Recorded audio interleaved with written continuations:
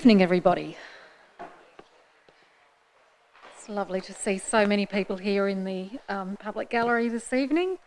Last meeting of the year. My name's Paula Reek, Mayor of Kingborough, and it is my pleasure to welcome everybody here to this meeting on Monday the 19th of December 2022.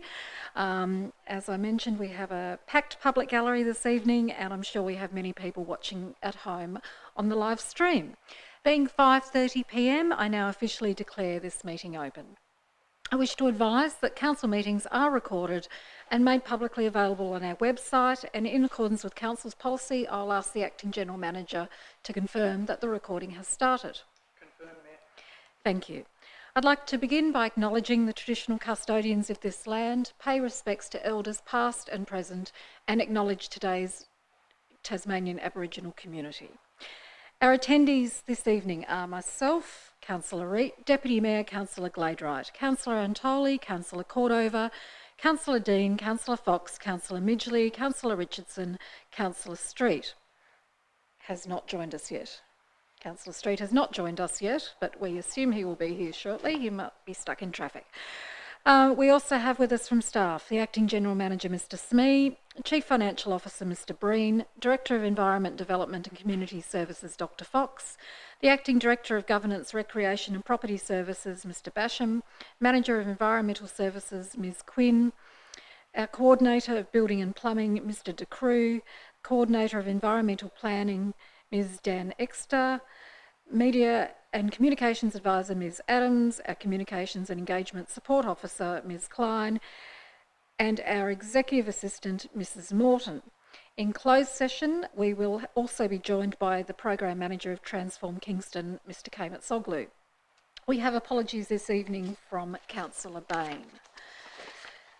Moving to page 1, confirmation of minutes. The motion is that the minutes of the open session of council meeting number 23, held on the 5th of December 2022, be confirmed as a true record. I'm looking for a mover and a seconder. I have a mover in Councillor Fox and a seconder in Councillor Gladright. Councillor Antoli, I know you foreshadowed with me that you wanted to speak about the minutes, so Councillor Antoli. Thank you very much, Mayor. The minutes regarding the discussion we had around the landscape conservation zone motion that Councillor Dean put forward. I just need some clarification, if you don't mind, Mayor. My recollection is that Councillor Dean put forward a motion. It was amended by the Deputy Mayor, and as seconder of the motion, I made mention that I was happy to support the amendment because I understood that it would be in addition to correspondence going to the LCZ affected individuals as per Councillor Dean's motion. And on the recording, there was some sort of confirmation from you about that. So I was happy to vote for it as an addition to, not a replacement of. But I was wondering if you could help clarify either my misunderstanding or correct understanding. Thank you. The motion that was originally moved by Councillor Dean, that was seconded by yourself, had a different set of words, because that was it was talking about communicating with specifically just the LCZ property owners, and then it articulated what that communication would be in terms of it was wanting a mail out.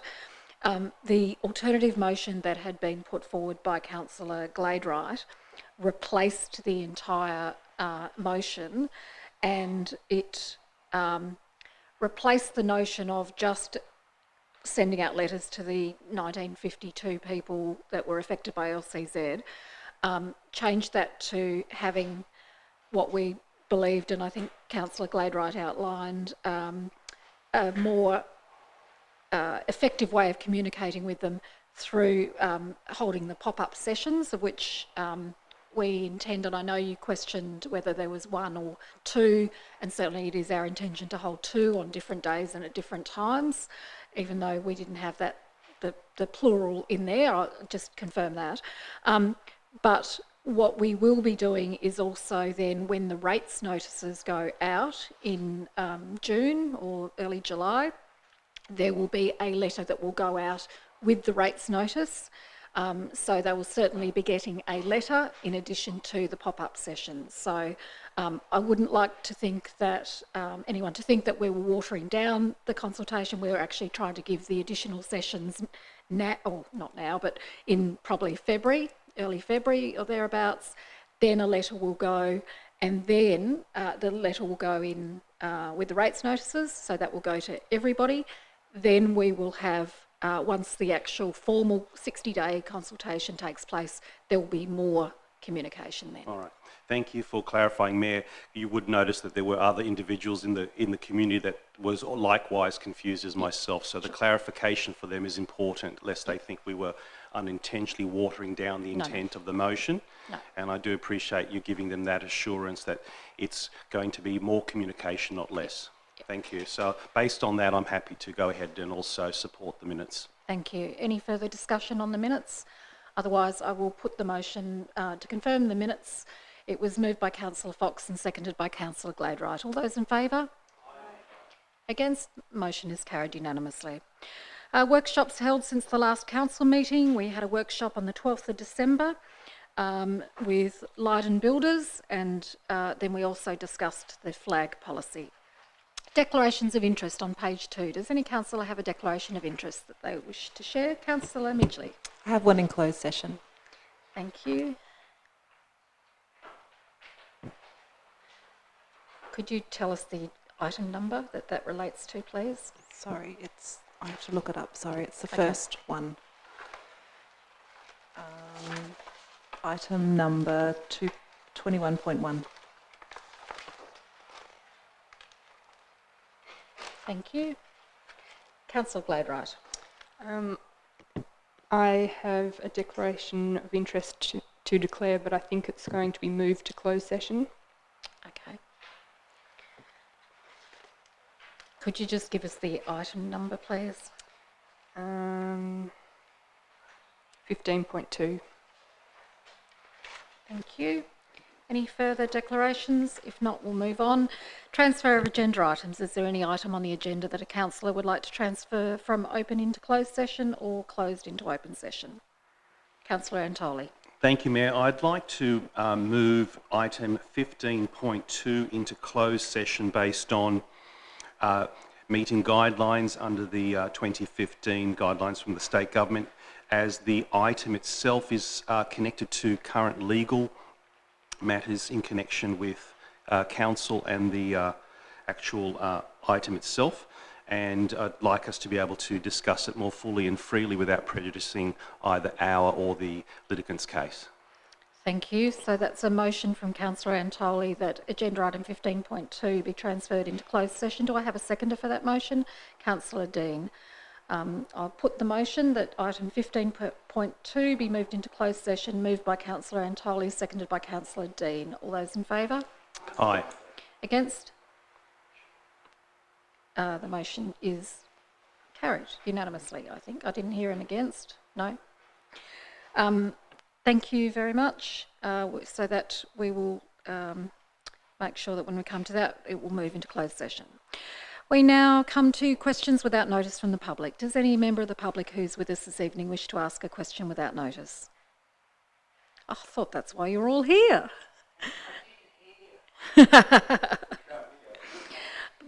Can't hear very well?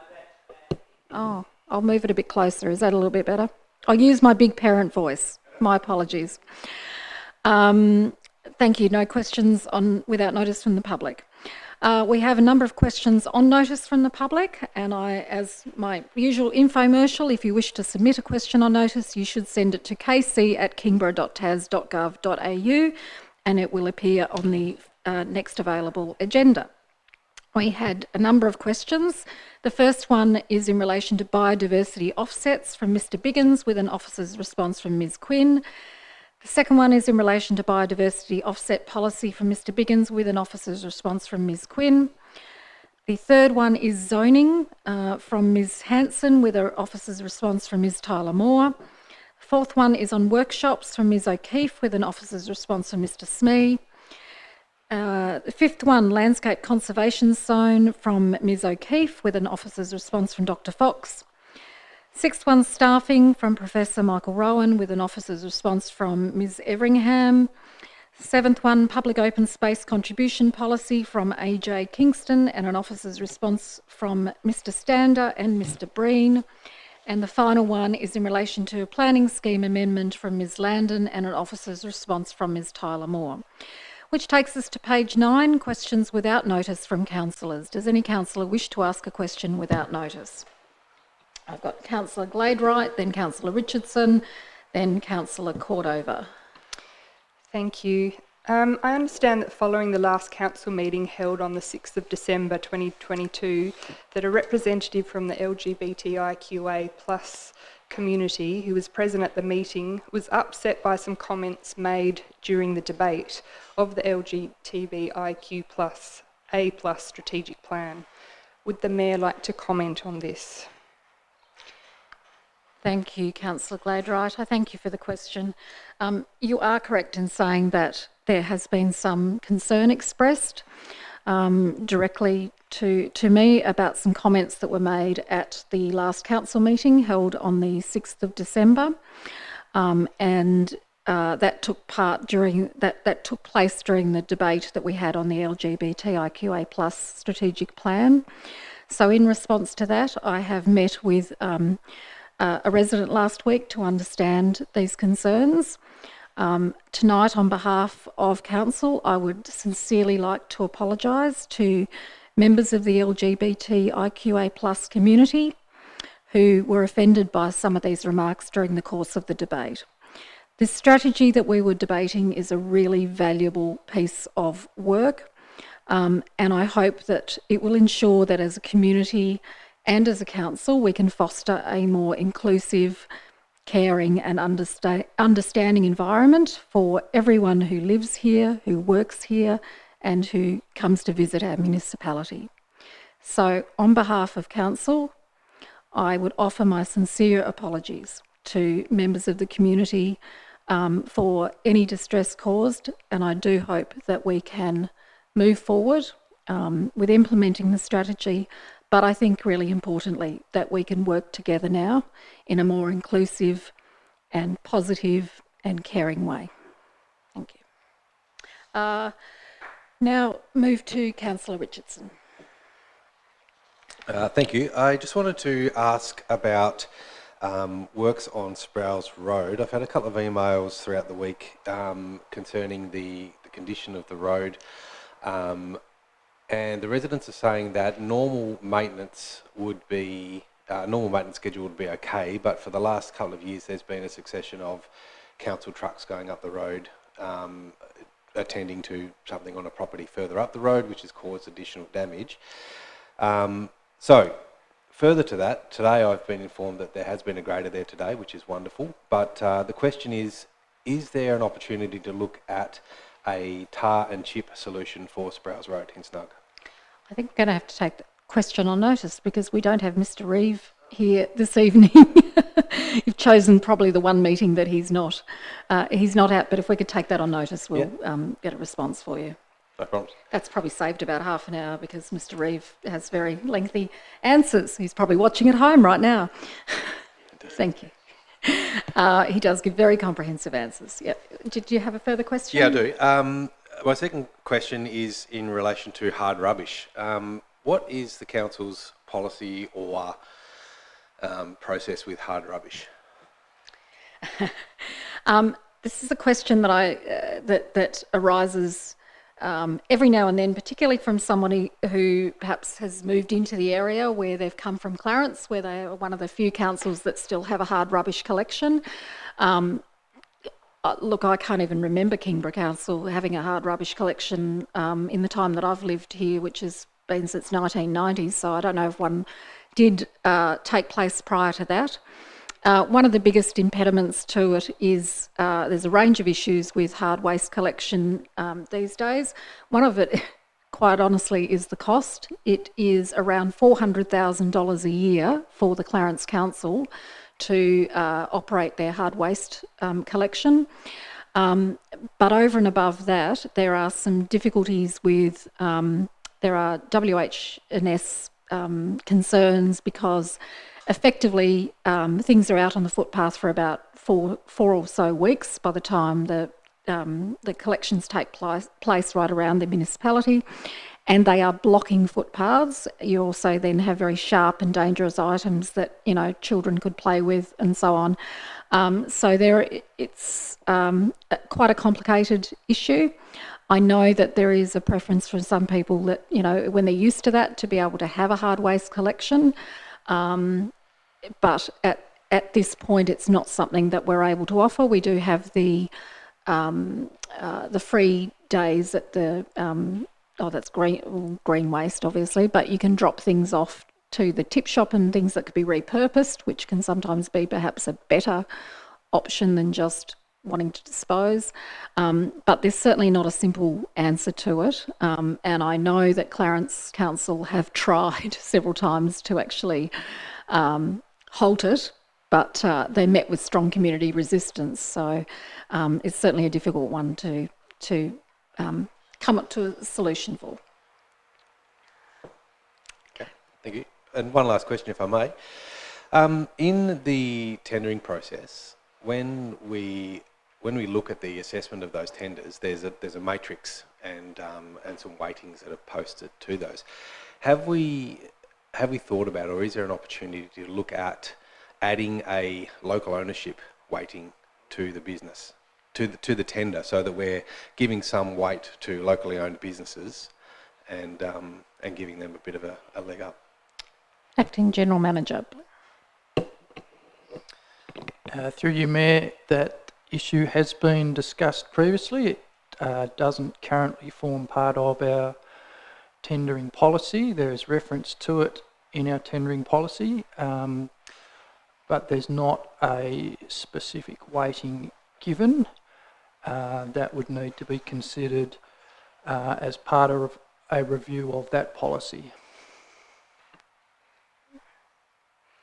Thank you. Councillor Cordova. Thank you, Mayor.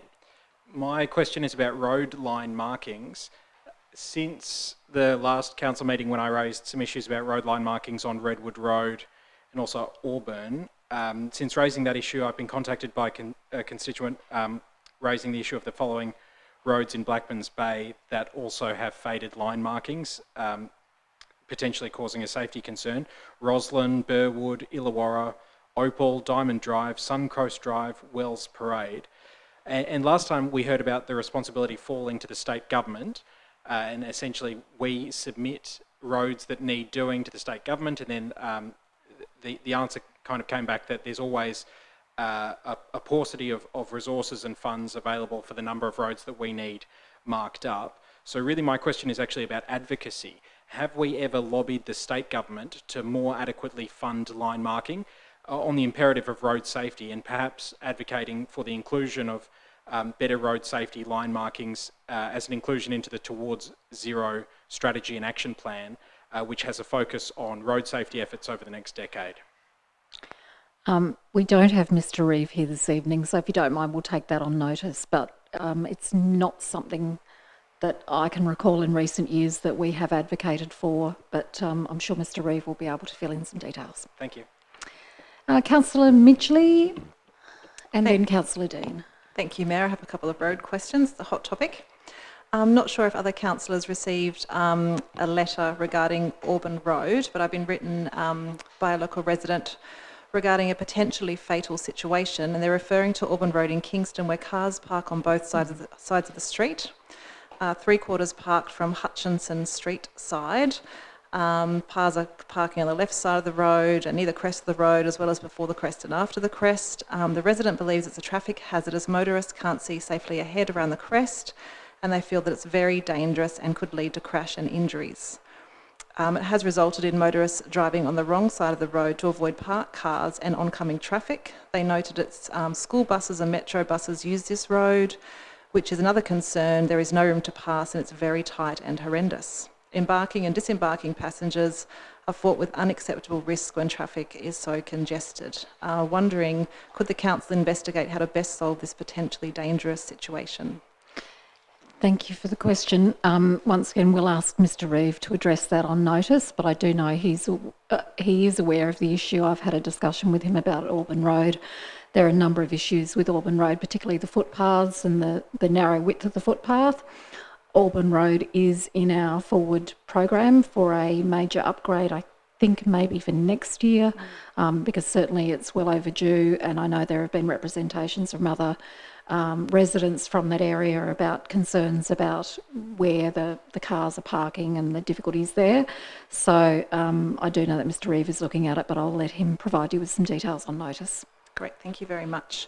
The next question is in regards to the infrastructure services report in the appendix of the agenda, page 93, the electric vehicle charging station, which is fantastic. Is that available for public use, and how will it work? So it will be available for public use. It's not fully installed as yet, or it wasn't on Friday when I asked. It is located in our car park, but I don't know, do you have anything else to add? No, so it hasn't.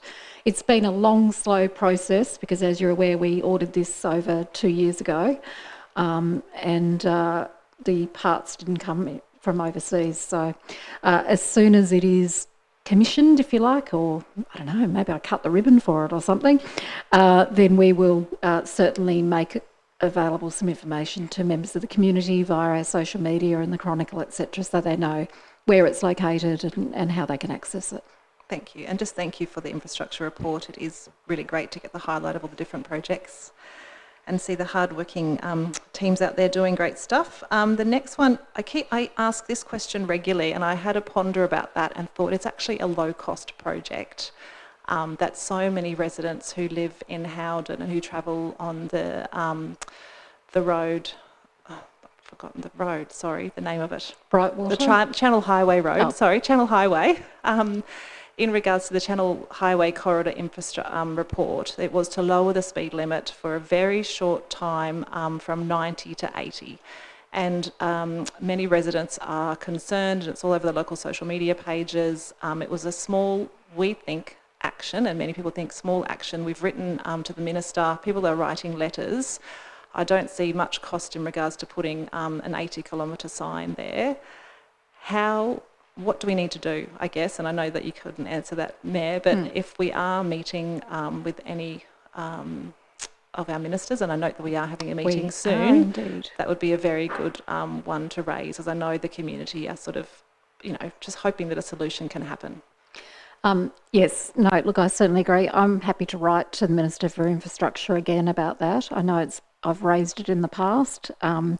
But certainly, yes, that is the longer term plan is to have a roundabout there or some other way of being able to enter more effectively into that area. And there are concerns about the site distances and so on. So I'm happy to write a further letter to the Minister for Infrastructure. But when we meet with our local member, Minister Street, in January, we shall also raise it with him. Great, thank you. And just one last question. In regards to council committees, can all councillors receive the agendas for those committees, and can councillors attend if they wish and perhaps seek advice or request from the chair to attend council committees as an observer? I'm not clear on that, but the acting general manager. Through you, Mayor, yes, certainly the protocol would be to seek the permission of the chair, but there's nothing precluding a councillor from attending a committee meeting. Obviously, you couldn't participate in any vote or debate, but attendance is no problem. And just in relation to being provided with the agenda, can they would just add them into Dropbox for when those agendas are circulated? Yes, Mayor, that would be the way to go. Thank you. Any further questions? Oh, Councillor Dean. Yeah, look, I've just got two questions, but I did want to start by thanking Dr. Fox for her response to 10.5, which clarified from the motion that we did last meeting, that clarified that there will be multiple sessions and that we'll be piggybacking on rates notices. That was really good. I think also answered potentially Councillor Antoli's question at the beginning around the minutes. But my first question, I suppose, is just around the support of local charities here in Kingborough that Council provides.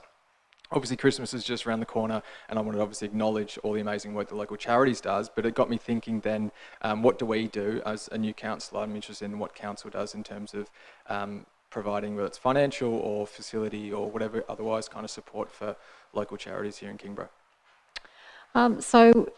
We, throughout the mayoral donations program, we are quite often, I know in the time that I've been mayor, that I've received letters from various charities to request assistance, and certainly we would consider those, making sure they're obviously appropriate. Probably the biggest thing I think we can all do is, as individual councillors, is to assist some of those charities by, buying a toy and putting it under the Kingborough Helping Hands tree, or making a donation of some way, and encouraging others in the community that are able to do the same. But generally speaking, I guess the financial support is through mainly donations, and it might be grants at other times of the year. I know, speaking to Edna Pennicott the other day, they had a very successful fundraising event, their lunch, where they raised around $18,500. And she said no sooner had they raised it that they spent that same amount on food and toys for families that couldn't afford it. So any amount of help is greatly appreciated, and I know that there are quite a few councillors around this table who have been very good in assisting with Helping Hands and with other charities, and certainly I'd continue to encourage that. Yeah, I spoke to Edna yesterday, and she had noted how the number of children they're supporting in the area has gone from 30 or 40 to up to 600 now that they're providing toys for. So they do an amazing job. Second question just relates into workshops and follows up question 10.4 from Ms. O'Keefe. In our workshop policy, it states that we include a summary of workshops that we've held in the previous to the current meeting. And I note that our neighbouring council in Hobart does provide at least a few paragraphs describing what was discussed and general focuses of discussions and that kind of thing. But in our agendas, we only really give like a one-line subject kind of heading of what the topic is. And in today's agenda, the subject line is light and builders and flag policy. And so I'm wondering, given the nature of, especially today or last Mondays with light and builders, whether there's whether it's in our interest or the public's interest that we give a little bit more information, and given that that is in our policy to give a bit of a summary. So I guess my question is potentially to you or to the General Manager, whether we should be providing a bit more information, council agendas, so that we don't avoid potentially any kind of issues on that. Thank you for the question. Look, certainly we are in adherence with the meetings procedures regulations, because they indicate at 8.2 what the agenda should comprise of, and it just says the date and purpose of any council workshop held since the last meeting. But I agree with you that in the interests of transparency and good governance, that we could do a little bit more into, add a couple of sentences so that the community have an understanding of what it is that we're discussing. It may be the case that that's not always possible to go into much detail, depending on what the subject of the workshop is, and whether it was, because on occasions we may workshop something that will be then later held in closed session. So we need to be mindful of those sorts of things. But certainly I'm aware that it varies between councils. I know that whilst Hobart has quite a large paragraph, Glenorchy and Clarence are very much like us. They just have a title, or who attended and so on. But certainly that's something I'm happy to have a look at and discuss with council staff and look at in the new year. Are there any further questions? No. If not, I will we will move on. Okay, where are we? Questions on notice from councillors. We're on page 9. There were 5 questions on notice from councillors, 1 from Councillor Fox in relation to plastic milk bottles with a response from Mr Reeve, One from Councillor Bain in relation to public transport, Spring Farm and Whitewater Park Estates, with a response from Mr Smee. Three questions from Councillor Midgley. The first in relation to Huntingfield Park and Ride, with a response from Dr Fox. Second one in relation to Youth Action Strategy, also with a response from Dr Fox. And the final one, the development of the LGBTIQA+ Action Plan 23-25, with a response also from Dr Fox. We turn now to page 12, petitions still being actioned. There are no petitions currently still being actioned, and at the time the agenda was compiled, there were no petitions that had been received. Which brings us to the first of the officers' reports to Council, annual budget mid-year review, with a recommendation on page 16. And I'm looking for a mover and a seconder, please. I've got a mover in Councillor Gladright and a seconder in Councillor Cordova. Councillor Gladright. Thank you. The purpose of this report is to review the budget forecast after 5 months of actual expenditure and consider the progress in delivering the Capital Works program and to seek adjustments to individual budget items. I note that inflation is having a significant impact, and another factor that's being experienced this year is the impacts of significant rainfall. So it's prudent that at this stage of the year, Council consider the current situation and make some decisions accordingly, and we've been presented with some adjustments to the program. The recommendation is asking us to endorse a reallocation of approximately 1.2 million, works associated with Gormley Drive and a part deferral of the Blowhole Road reconstruction, and instead using it to complete some other projects which are listed there on page 17. So I think it's a wise decision. I think this is responsible accounting, and I endorse the report. Thank you, Councillor Gladright. Any further comments? Councillor Midgley and then Councillor Cordova. Thank you, Mayor. Yes, thank you, staff, for the report. It is gives us a very good predicament as to where we are, and so many other councils and communities and individuals are really facing, and the hard hits that we're getting in regards to our budget. My question is around, I have a question around Gormley Drive. So noting the budget's 130k, and for anyone who goes on that road, which I do many times a week, well, the soccer oval's not quite finished yet, so not as much, but it is, for riding and driving on that road, it is probably one of the worst roads in Kingborough, and I'm not a massive road sealing advocate, but this one.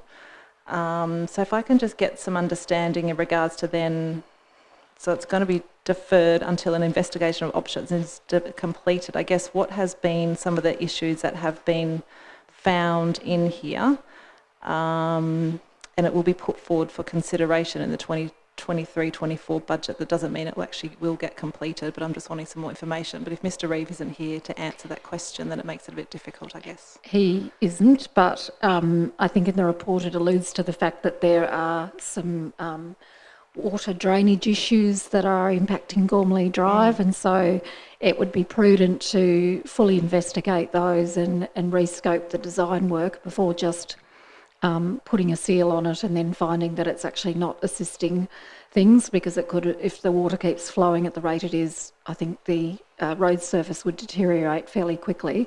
But given that this has been slated for some time, I'd feel confident that it would, if put forward, it would get on the capital program, but obviously that's a matter for all of us during the budget deliberations.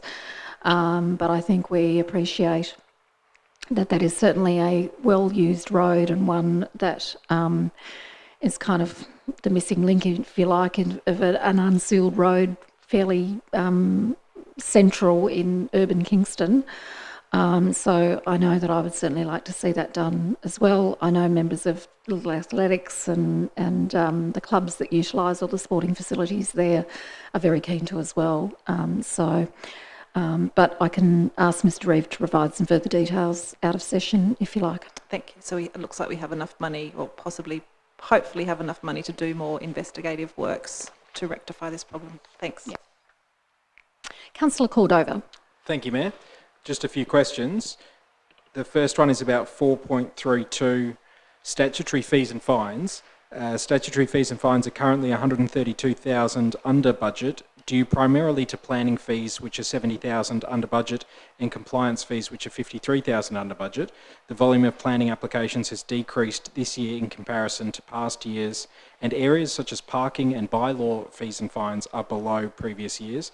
Just seeking some analysis about why the volume of planning applications we think has decreased in comparison to previous years, and also around the parking and bylaw fees and fines.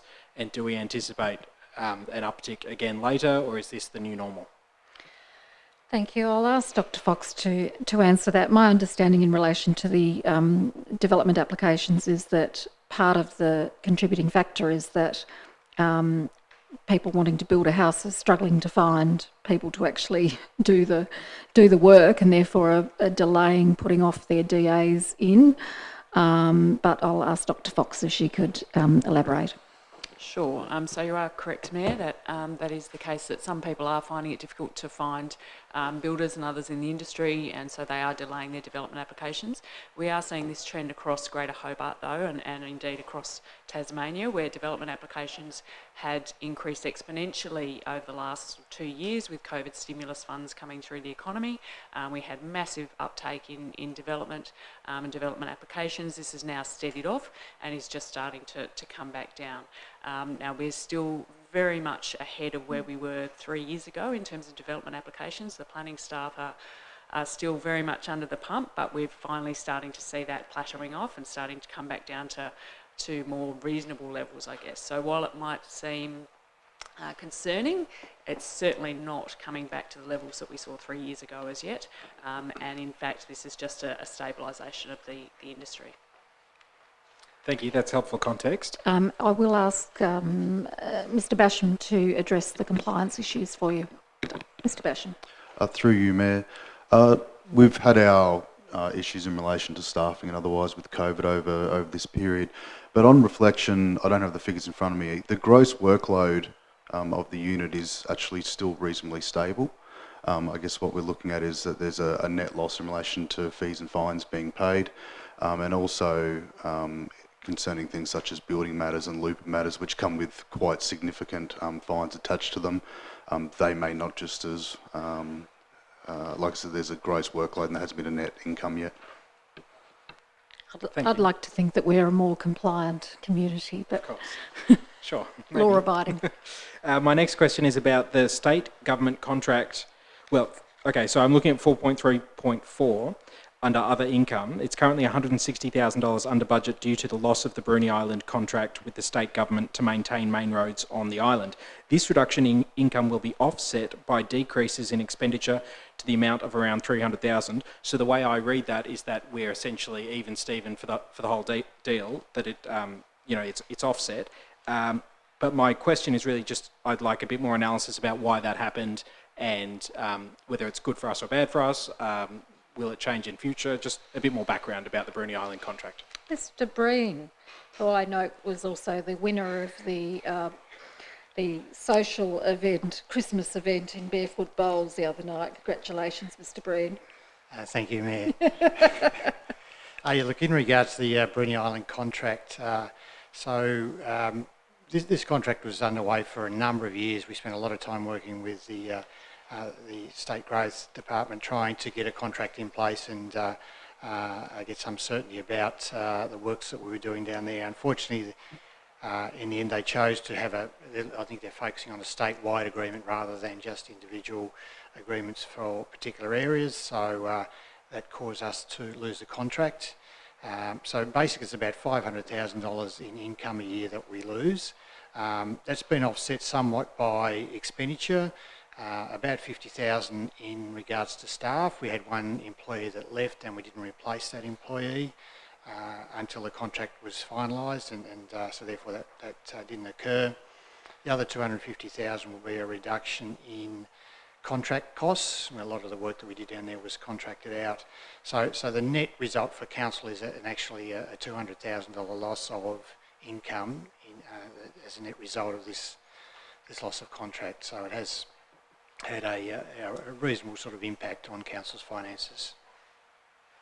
Okay, thank you. That's a bit more dire than I thought. My next question is about landslips, and basically, as we heard from the Deputy Mayor, with significant rainfall patterns, a number of landslips have occurred that are too large to be managed via Council's maintenance accounts. These sites have been made safe, that's a critical point, and are currently being investigated for the most appropriate rectification options. It's expected that $100,000 will be needed to divert to these works this financial year. My question around this is, obviously there's significant rainfall that's happened now, but we also anticipate more frequent and severe weather events in general. Does this mean that these fixes of these landslip areas, will these be permanent fixes, or is this just rectification momentarily, but that we expect that these are still vulnerable areas into the future? Really wish we had Mr. Reeve here this evening, but we might have to take that on notice, That's okay. Unfortunately. No My worries. And apologies. my final question, which I guess will also be on notice, is just about the dot point above, the Lawless Road extension and car parking. Really, basically it says here that it's recommended that Van Morey Road resheeting from Petted Road towards the end is brought forward as a project, estimated cost of $250,000. This is an area that I've received much correspondence about, and so I'm really pleased to see this moving forward, and I was interested in getting a bit more context, but I'm happy to take that offline. Just to conclude my contribution, Mayor, I think that, the main 2 points here is that inflation is this uncertainty that's now affecting us in a big way: land tax, fuel, IT contracts and building materials. And of course, the rain events that have cost us. I guess it behoves us all to take into account the significant impact that climate change is actually already having. I'm not at all suggesting that 3 La Niñas in a row is somehow climate change related. I'm just saying we need an overall awareness, separating, of course, weather from climate. We just need awareness this of course impacts our budget in significant ways, and that's why taking meaningful steps for climate action here in Kingborough is so useful, which is why I'll continue to advocate for a waste reduction and reducing waste to landfill as our main mechanism to get to net zero by 2035. Once again, thank you to the author and the authoriser, and I think I'll end on quoting 7.1 about risk. There are no particular risks associated with this report. Projects that have been suggested for deferral have been done to allow additional investigation, design and negotiation to be undertaken, and additional projects have been put forward to take advantage of savings made and to manage the half-yearly capital budget deficit. So at the end of this snapshot, we're halfway through, halfway mark of the year, and I'm feeling quite comfortable with how things are going. Thank you, Mayor. Thank you, Councillor Cordova. Councillor Richardson, I have next. Yeah, thank you. My question is also about Lawless Road. So it says that it's now going to require planning approval and is likely to be delayed. So my question is, planning approval from who? And is it likely delayed? Is it definitely delayed? Because if it's not delayed, and then that funding in that project is taken off the table and the funding put elsewhere, does that put us behind on that project, or where does that leave us? I've got to the acting general manager said I'll give it a go. Through you, Mayor, so obviously the planning approval comes from our planning department. Council projects are subject to exactly the same provisions of everyone else with respect to the requirement for development applications. I'm guessing that the reference to being delayed, obviously it will take time to obtain a planning permit, which then puts the works potentially back into autumn and winter, which would be an undesirable time to do that work. But I would need to confer with Mr. Reeve to obtain further information. We'll take that part of it on notice. Thank you, Councillor Richardson. Councillor Dean. Yeah, thank you. My question relates to 4.33 under user fees. This is part of this really relates to the increased revenue, I suppose, that comes from increasing court hire at the sports centre. And I know that basketball and pickleball have had rapid growth in the last year or so. So I guess my first question is if we could just get a general update from Council in terms of what we're doing to cater for the increased demand of court-based sports, maybe just briefly over the medium term. And secondly, what is the process that we have for reviewing and setting of fees there at the sports centre? Before I go to the Acting General Manager, the basketball predominantly relates the additional revenue to the fact that the wonderful Tasmanian Jack Jumpers have been training there for, this is the second year now, and I think that was, $40,000 per annum. So that was obviously unbudgeted for, but I'll ask the Acting General Manager to address the rest of your question. Thank you, Mayor. You are correct. The uptake in income at the Sports Centre is primarily due to having the Jack Jumpers there. The Jack Jumpers are there in the morning, and that hasn't impacted on our regular users. The demand for court space is largely of an evening, although pickleball do occupy space on our courts in the afternoon. So we are now at a point where there is significant competition for court space, particularly on the most popular hours, which tend to be between 6 and 8.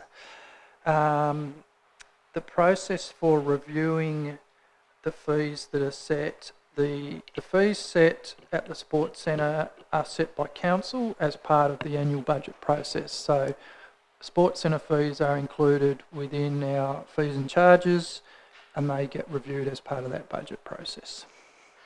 If I can just add to that, just in relation to capacity, during the last federal election, the Council had put forward as one of our high priorities a proposal to all major parties for a much needed extension to the Kingborough Sports Centre because we had received some state government funding to the tune of $100,000 to do a report into the netball facilities there. As you'll be aware, most of the netball courts are outside. Some of them are in need of repair. And so as part of the overall strategic plan for the Kingborough Sports Centre precinct, there have been some plans prepared that would increase the number of indoor courts up to, from the 4 that we have at the moment, double it up to 8. But the cost of the project is such that that is not something that Council can fund solely on our own. We would need state and federal contributions towards it.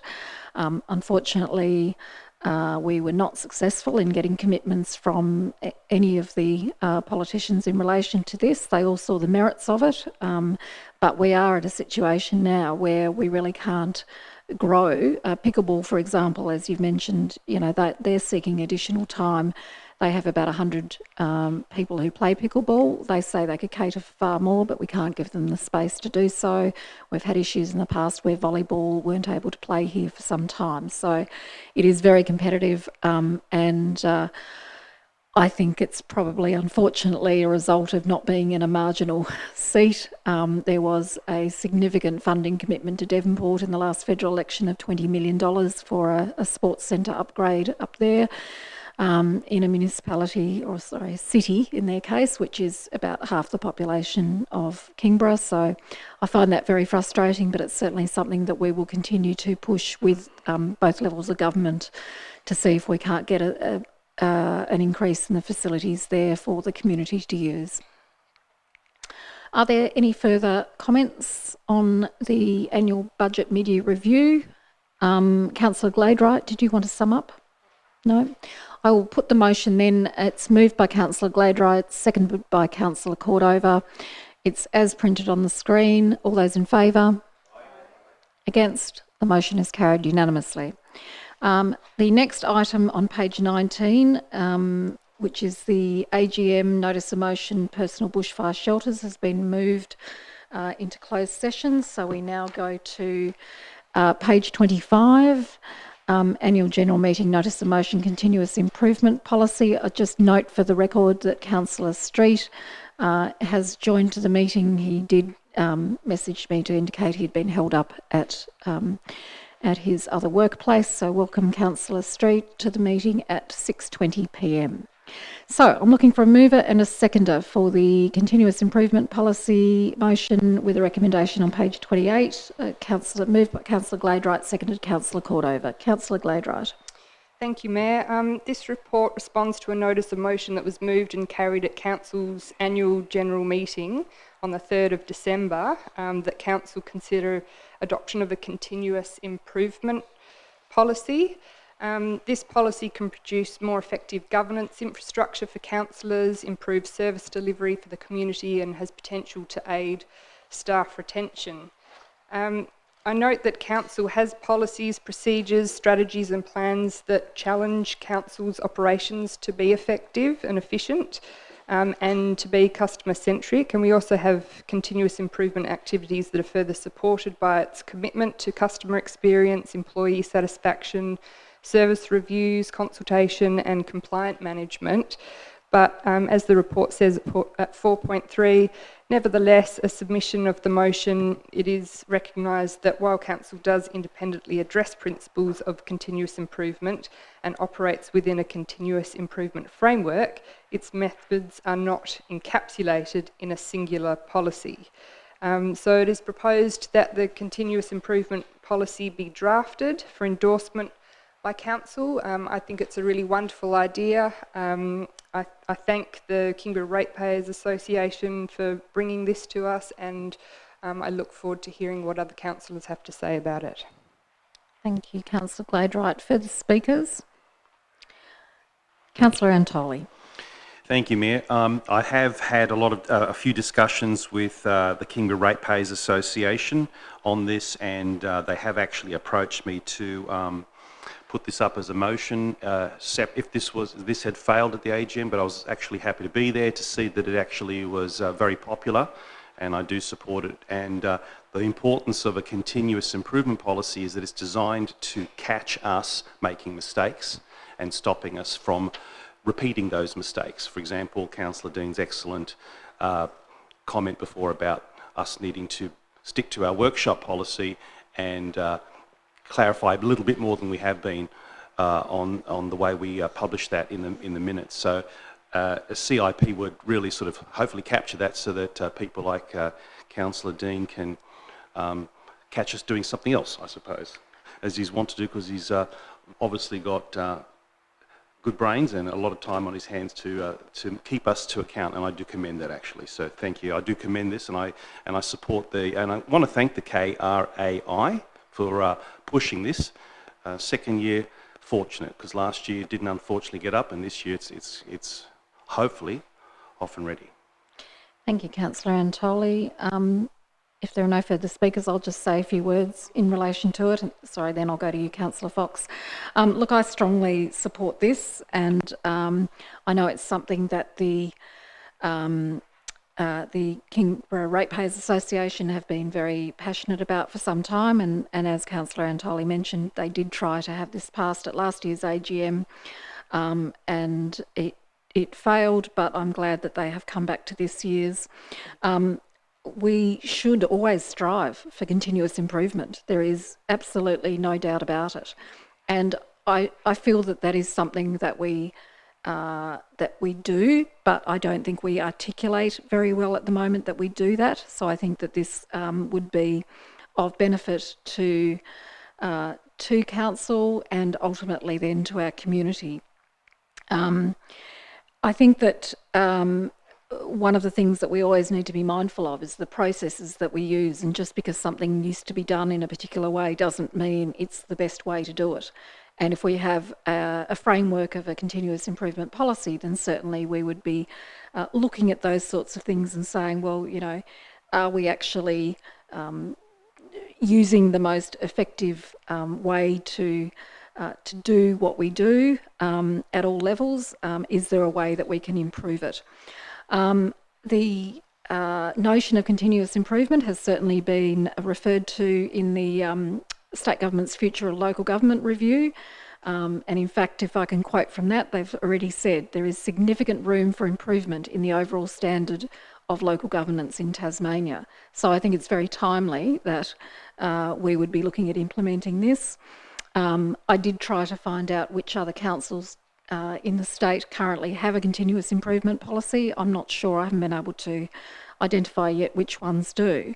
But I'd like to think that it'd be good if there were others that already did have policies in place, but I would like to think that as we have in other areas such as having the caretaker policy, that Kingborough Council can lead the way in relation to this. Certainly, continuous improvement is used in state and federal governments. There is absolutely no reason why we can't be adapting that into local government, and in fact we should. The notion of continuous improvement is certainly not a new one. It is something that has been around, I understand, since about World War II, where it can be traced back to Japanese manufacturing after World War II. The model became quite widely used in the 1980s and then and since then. So I do find it curious that perhaps the notion hasn't found its way to local government, given it's been in businesses and within the state and federal governments for so long. So I certainly look forward to this. I would like to see that as part of drafting the policy, that we build into it, we consider where a continuous improvement policy would sit along with the General Manager's KPIs in future. I think that would be an important tool to have incorporated within any General Manager's contract, that there be some reporting back on the performance against the policy.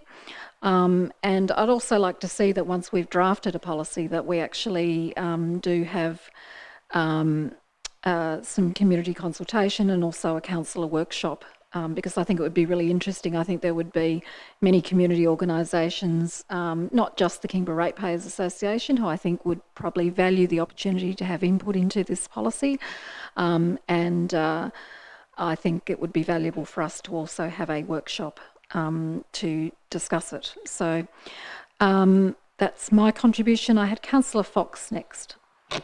Thank you, Mayor. Very well put. I just had a little question on page 28, a joint consultative committee. I'm just wondering who that is and if I could have it explained. On the 7.1, last three words. That is very interesting. I don't believe we have a joint consultative committee, do we? Acting General Manager, anybody? Mr. Basham. Through you, Mayor.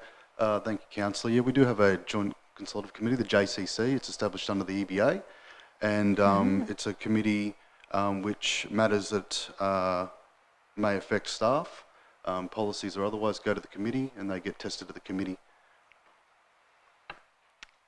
Thank you. Could I ask who's on it, or is that going into too much detail? Okay. We can take that on notice. Mr. Basham is not able to provide that information at the moment. Councillor Dean.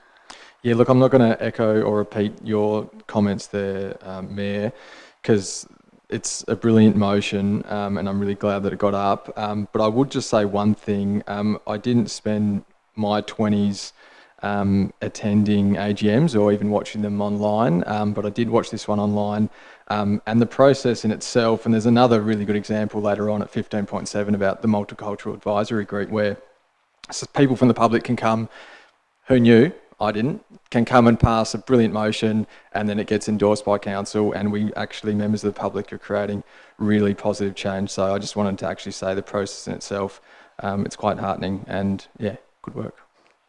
Thank you, Councillor Dean. Are there any further comments? Councillor Gladright, would you like to sum up? No? I'll put the motion then as printed in the agenda. It's moved by Councillor Gladright and seconded by Councillor Cordova. All those in favour? Against? The motion is carried unanimously. We turn now to page 29, Annual General Meeting Notice of Motion, Biodiversity Offset Funds. With a recommendation on page 33, I'm looking for a mover and a seconder, please. Moved Councillor Midgley, seconded Councillor Fox. Councillor Midgley. Thank you, Mayor.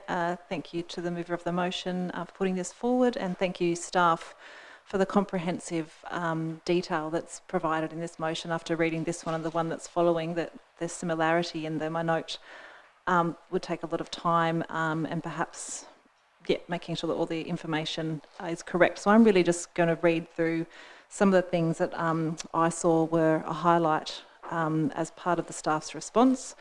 9.1, the Kingborough Environmental Fund has been a highly successful mechanism for securing biodiversity offsets on behalf of people carrying out development that results in biodiversity loss. And the outcomes of the Kingborough Environmental Fund to date have exceeded offset targets to include the protection of 6 covenants which are located at Lower Snug, Oyster Cove and North Bruni, and will see over 500 hectares of priority value areas protected.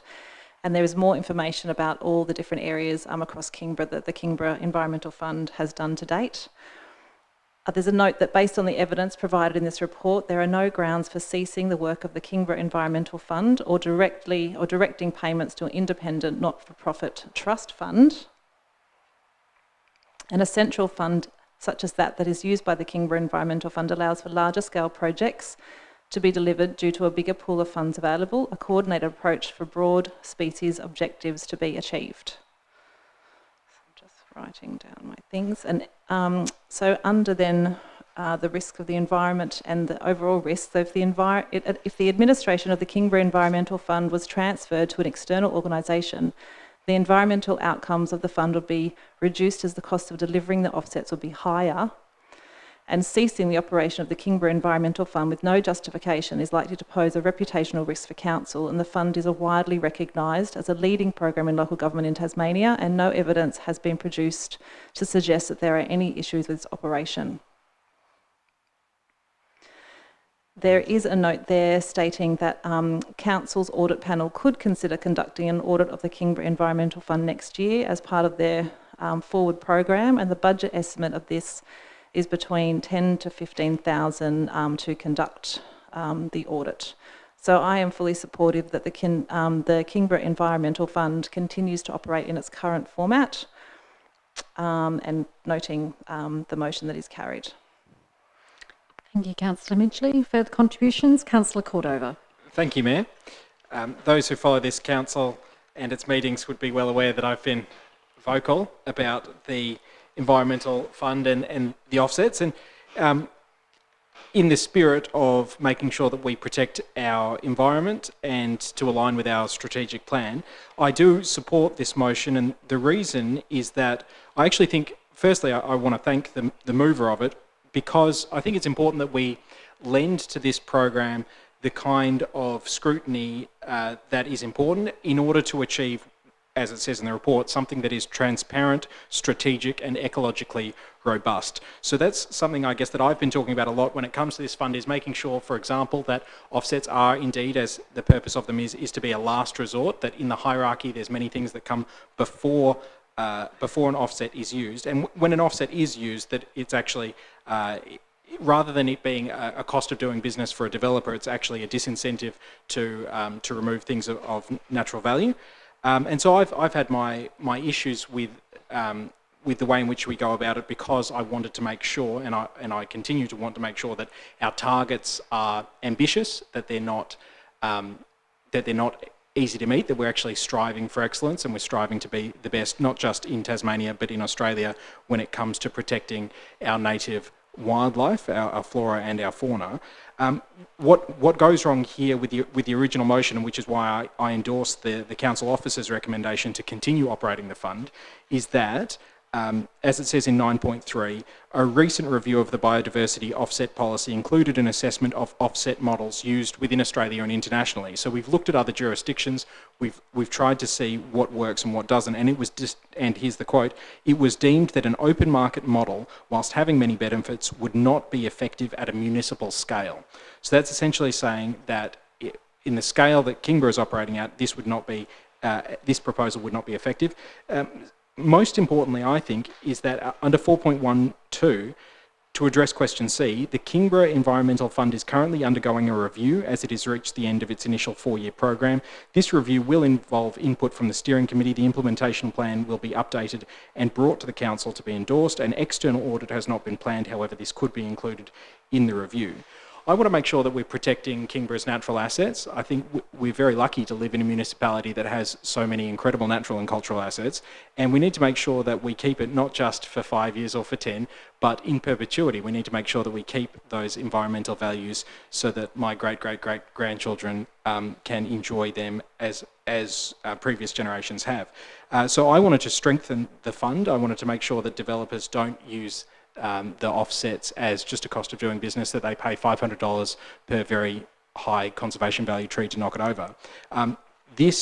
This proposal, however, to cease the operation of the fund and move it into an open market model, as the report clearly outlines, would be very significantly costly, and it would also not be effective on a municipal scale. So for that reason, I'm pleased to support the motion. But I do welcome the interest in the fund and the interest in biodiversity offsets in general, because it's together, putting our heads together and thinking of the best way to do these things, that we will reach best practice in time. Thank you.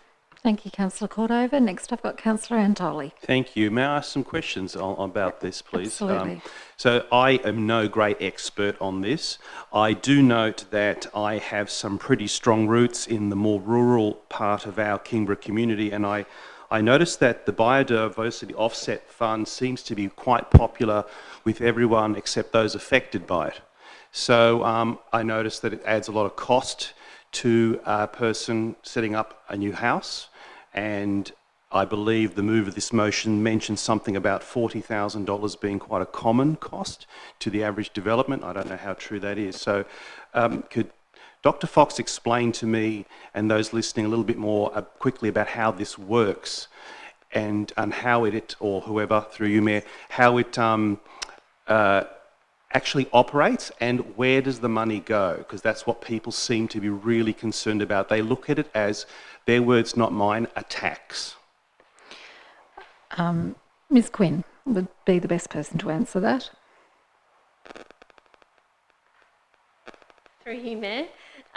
Thank you for your question. There are multiple parts to that. So some of them I will answer, and I think some of them will be answered better by my colleague, the things about the offset. So I think there's two things just to be clear about, and it is confusing when we're talking about biodiversity offsets, to be able to answer your question. So biodiversity offsets relate to the policy that Council has, where we offset where there's unavoidable impacts on native vegetation primarily through the planning scheme.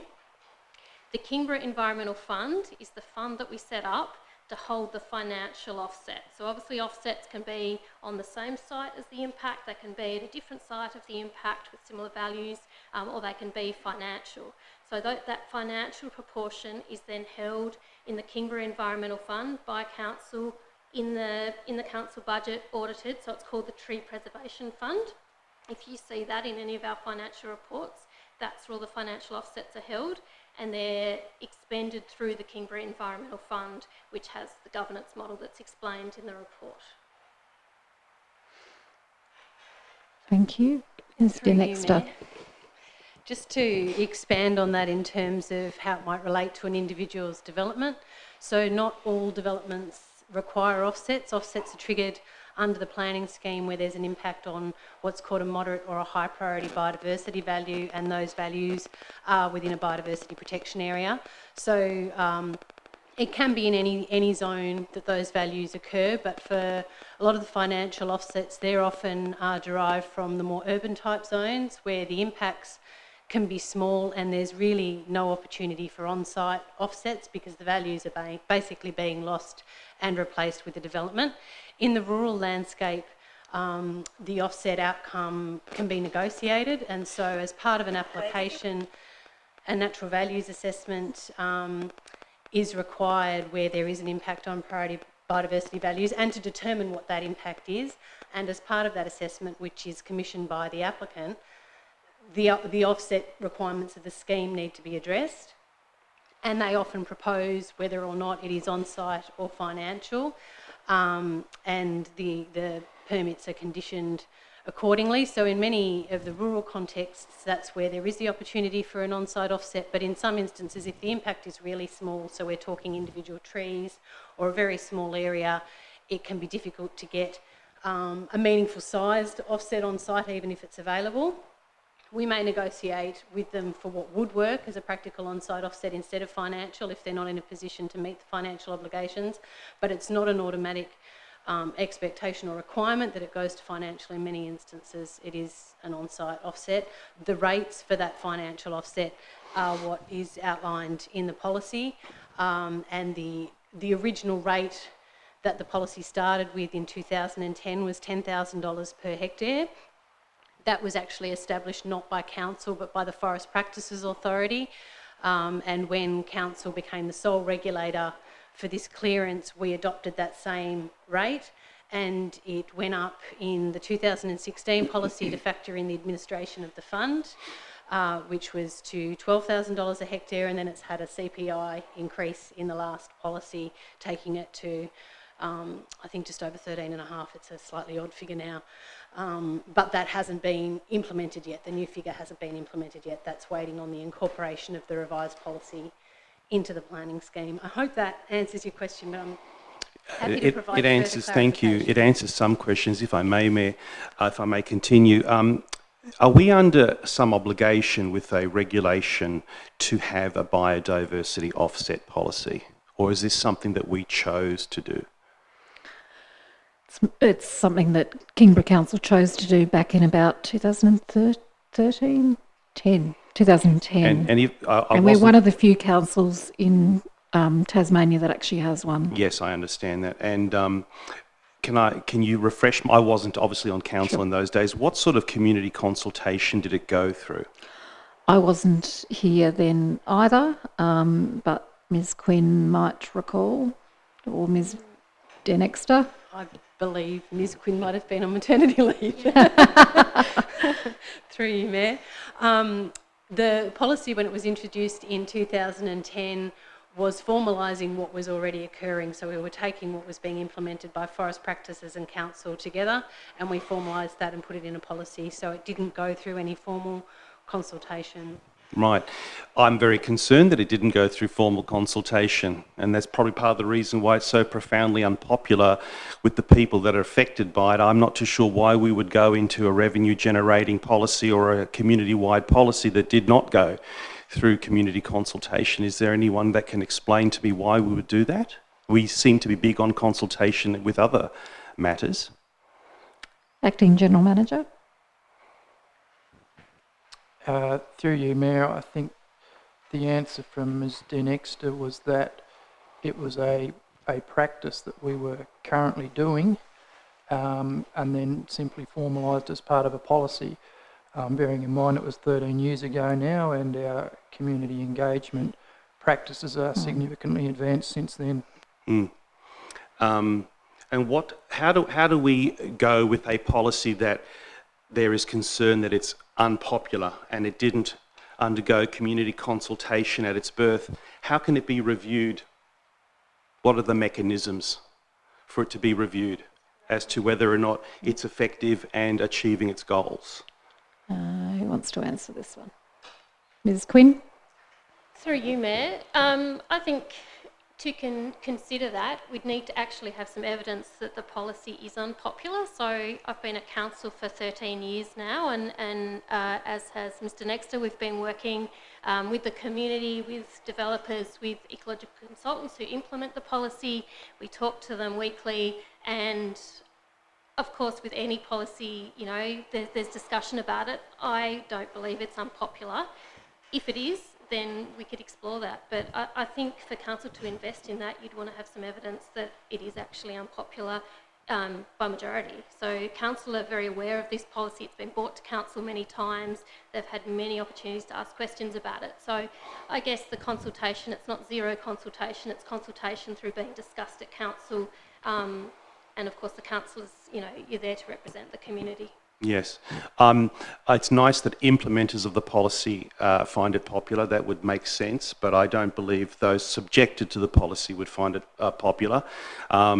Tax collectors love exacting taxes, taxpayers don't enjoy it. There's the sort of analogy I'm thinking, but I would love to just explore what the mechanism would be to get a review of it. I understand it's quite a lucrative Point of order. money. I'm just wondering if this is relevant to the motion that's before us. Well, you could argue it is, because we're about to vote on whether or not this motion goes ahead, and it's connected to the fact that it appears Sorry, I need to rule on the point of order. Look, I do think Councillor Antoli is talking about matters relating to the notice of motion, so I will allow him to continue. But I can actually answer your question. Yes, what please, is the mechanism? The mechanism would be to bring a notice of motion for council to consider. Could I also just suggest that because those of us who have been on council for more than just the current term have had significant workshops and briefings in relation to how the biodiversity offset policy and the Kingborough Environmental Fund operate. It is quite complex. I think it would be worthwhile if we do provide an opportunity for perhaps a session for the new councillors to get their head around it as a way of asking questions and so on. And then, of course, at any time it is your right to bring a notice of motion on whatever topic you would choose. Thank you, Mayor. That answers my questions for now. I appreciate that. Thank you. Further speakers? No. Councillor Midgley, would you like to sum up? I would, thank you. Thank you for the speakers, and thanks staff for clarifying some of the questions from Councillor Antoli. I think for me it really highlights your vast knowledge in this area. Although I wasn't here 13 years ago, but noting that when we have done local surveys about what people love about living in Kingborough, or even for the Main Street upgrade, what people did value were trees and the environment that is Kingborough. It's why people move here. They want to see it protected. People, want to see the skylines protected and things like that all the time, they are telling me, and that's what highlights in different local surveys that come about. Like Councillor Cordova, I agree these discussions are important. We have diversity on council. It is part of that continuous quality improvement that was highlighted before, but also I would set the funds higher than they currently are. Our environmental values are important, and I know that sometimes when I say this there's some eye rolls, but we're in a climate and biodiversity emergency ! Thank you, Councillor Midgley. I wasn't choking. I wasn't choking on what you just said. I just took a gulp of water just at the wrong time. I thought you were going to keep going. That's closed the debate. The motion is as printed in the agenda and on the screen. It's moved by Councillor Midgley, seconded by Councillor Fox. All those in favour? Against? The motion is carried unanimously. We turn now to item 15.5. AGM notice of motion biodiversity offset credit, with a recommendation on page 37, and I'm looking for a mover and a seconder, please. Moved Councillor Cordova, seconded Councillor Midgley. Councillor Cordova.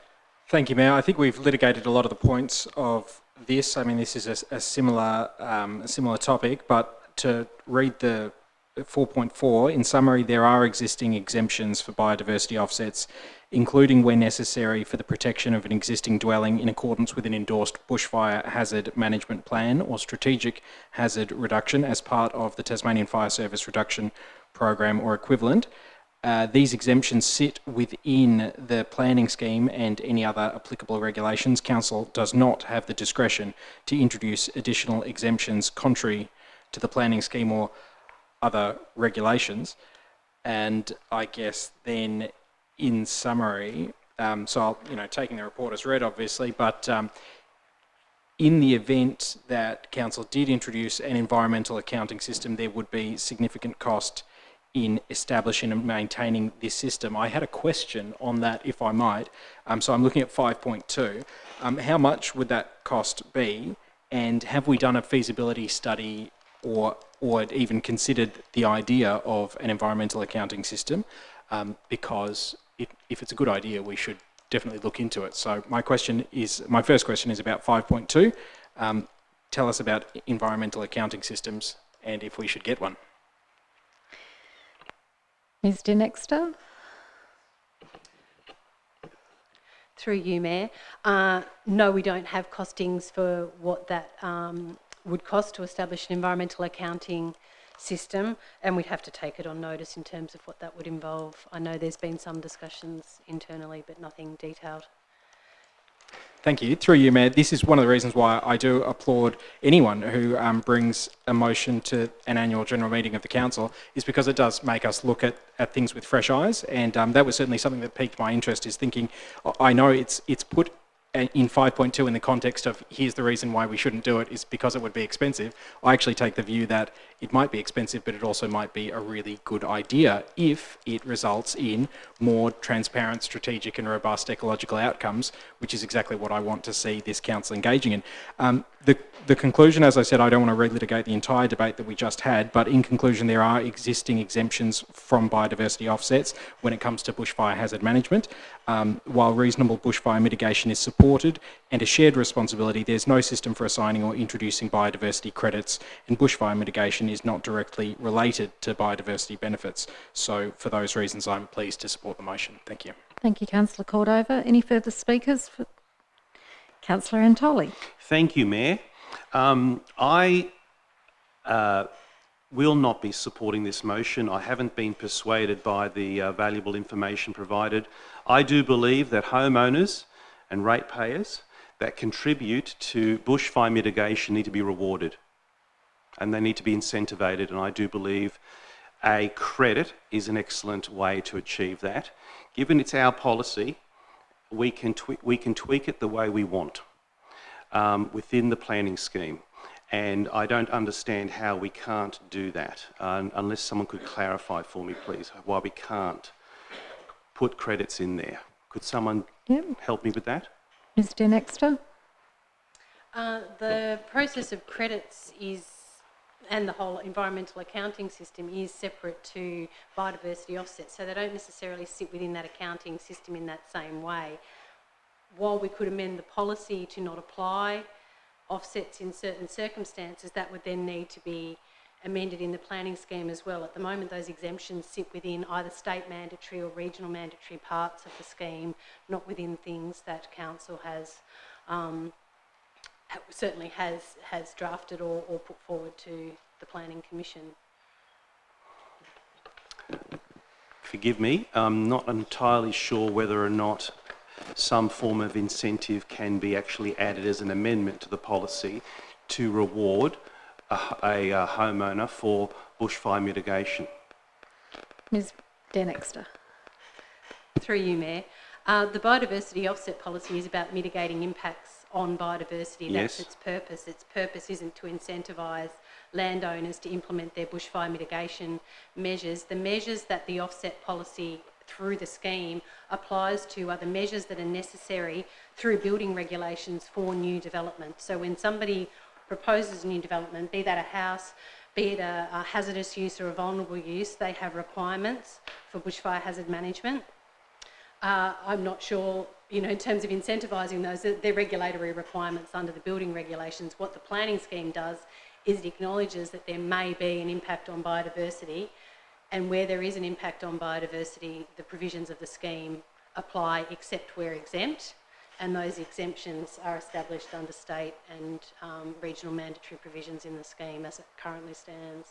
So would a homeowner who is clearing some land for the purpose of bushfire mitigation, would they be required to make a payment for through the biodiversity offset policy?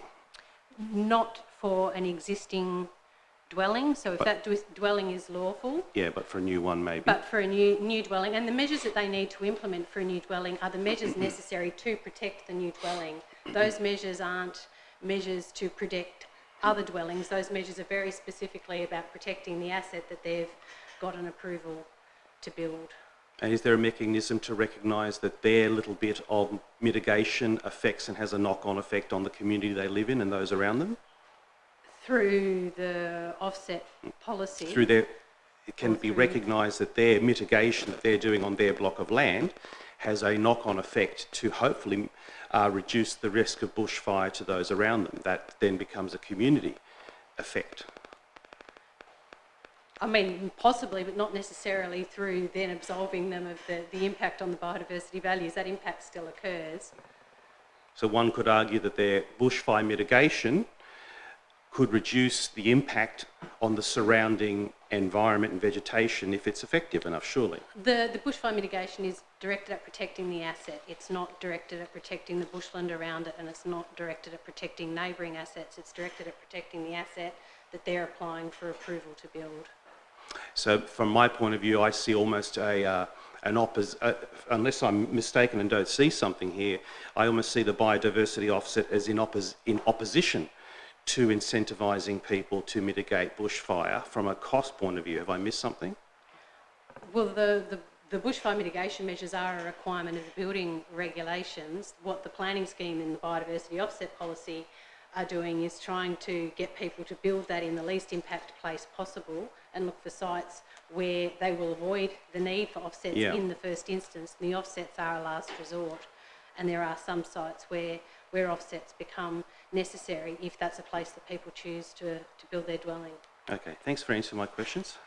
Thank you, Councillor Antoli. Next, Councillor Street. Thank you, Mayor. I just have a question around this, and this has been through council on a number of occasions for different reasons while I have been a councillor.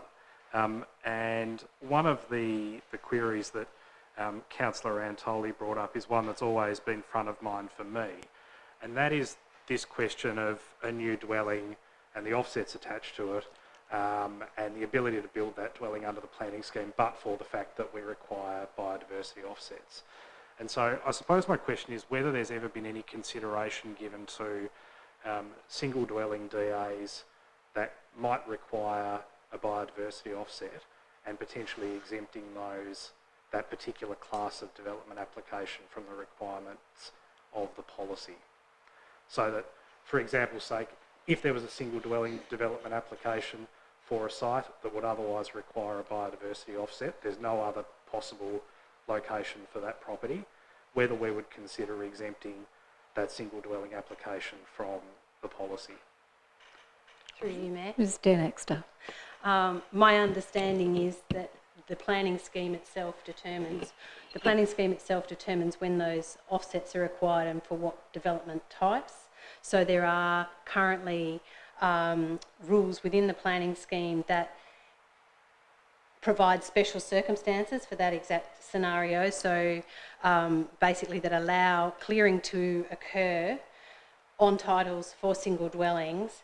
That is a way of getting to the point where an offset is an acceptable outcome regardless of the impact. So I suppose So that's the concession that sits in the scheme, and that's the challenge that we have, is that sits within the scheme, and my understanding is that changing the policy isn't going to change the scheme requirements for single dwellings requiring offsets. That exemption would need to, or qualification would need to sit within the scheme as a development type that isn't requiring the offset rather than in the policy. Councillor Street, if you say anything else, could you move the microphone a bit closer? Sure, I could probably take the mask off while I'm talking. So That'd help. I've just been alerted by our comms team that it was not very clear to hear you. Okay, so what you're saying is the exemption that gets you to the point of the offset is within the planning scheme, but the requirement to pay for the biodiversity offset is part of the policy. So there's no mechanism to exclude that single dwelling application from the operation of the policy for the purposes of payment of an offset. Ms. Denexter. Through you, Mayor. The policy sets the rate, the planning scheme creates the requirement. Okay, I understand. So in order to do what I'm talking about, we would effectively need to do a planning scheme amendment. Correct. Okay. Thank you, Councillor Street. Any further contributions? Councillor Gladwright. Sorry, I thought I was really clear about the biodiversity offset policy, but now I'm a little bit confused. My understanding was if you're going to build a new dwelling and you've got your BAL and your bushfire attack level says part of your bushfire plan or whatever, you have to clear so much land around your new dwelling, and any of that clearing won't be affected by the biodiversity offset. Is that not correct? Ms Denexter. Through you, Mayor, no, that is not correct. Okay, further comments? Otherwise, I'll ask Councillor Cordova if you'd like to sum up. Thank you, Mayor. A very interesting debate. The policy sets the rate, the planning scheme sets the requirement, so ultimately we would need a planning scheme amendment if we were to pursue this line as proposed. And as the motion suggests, we shouldn't, and that's why I moved the motion. Here's the thing. When someone proposes a new development, they have requirements for bushfire hazard management. They have that requirement, there's bushfire regulations, they have regulatory requirements. So whether we should have an incentive, I mean, should we have an incentive for meeting your statutory obligations? Well, that's a matter for debate. I mean, I don't break the law because I have a statutory requirement not to break the law. Should I get rewarded for continuing not to break the law? It would be nice, but it's also, I mean, I think we really need to separate here in this whole discussion the fact that the reason we've got a biodiversity offset policy is firstly to protect biodiversity, but secondly, to offset against those losses. It really has very little to do with bushfire mitigation. Those things are often conflated, and I can see exactly why, because there's, you know, anyone can see exactly why. But I think in this case, the reality is, unless we want to pursue a planning scheme amendment, I don't think we do. If it were the case that we could just pass a motion here at council that would change the planning scheme, well, I would have done that a long time ago for a lot of things. I'd get passive solar design in the planning scheme, I'd get solar access, universal access, I'd get separated bike lanes, I'd get climate change resilience, health and wellbeing. Councillor Cordova. Would be enshrined. Councillor Cordova. But fundamentally, you're summing up right now, yes, and what's happening is you've blatantly breached the meeting procedures regulations by introducing new material that isn't even relevant to this current debate. So could we just get back on track to the summary, please? Forgive me, ma'am. My summary is this. Fundamentally, our biodiversity protection policies are about protecting and offsetting biodiversity losses and protecting biodiversity. If we want to incentivise bushfire mitigation, then we should have an evidence-based approach to that and a separate notice of motion that deals specifically with bushfire mitigation. It should not be conflated with our biodiversity offset policy. We should strengthen our biodiversity offsets, and we should also consider ways to help people get prepared for natural disaster. We can do both of those things. They're not mutually exclusive, and I look forward to working with everyone around this table and in the community to achieve those things.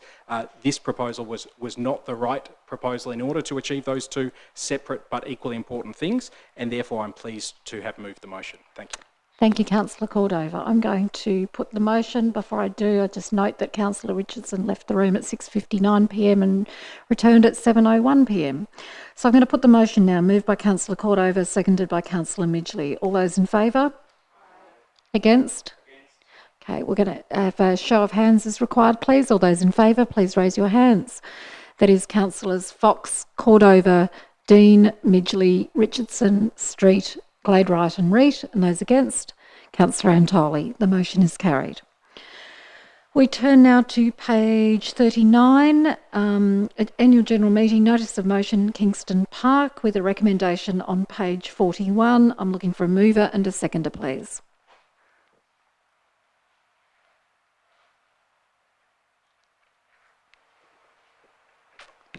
Mover in Councillor Cordova. Oh, sorry. I can do it. I don't know who was first. Were you first? I don't know. You can do it if you could take your mask off, Councillor. Deal. Moved by Councillor Street, seconded by Councillor Cordova. Councillor Street. Thank you, Mayor. I'm happy to move the motion. The contents of the report are sufficient explanation for the position of council. The exclusion of greenhouse gas emissions from concrete used in council construction projects is recognised.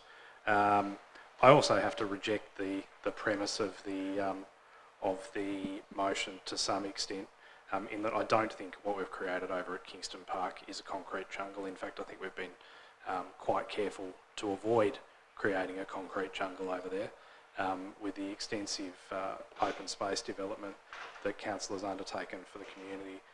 So I'm happy to support the continuation of a well-established policy, not just in council, or not just in this council, but elsewhere. And like I say, do take issue with the premise of the motion also. Thank you, Councillor Street. Councillor Cordova. Thank you, Mayor. These The last inventory of Kingborough's greenhouse gas emissions was 2019-2020, and it was a baseline estimate. A baseline estimate for council's overall emissions profile, including waste, electricity for key buildings and sites, fuel and street lighting.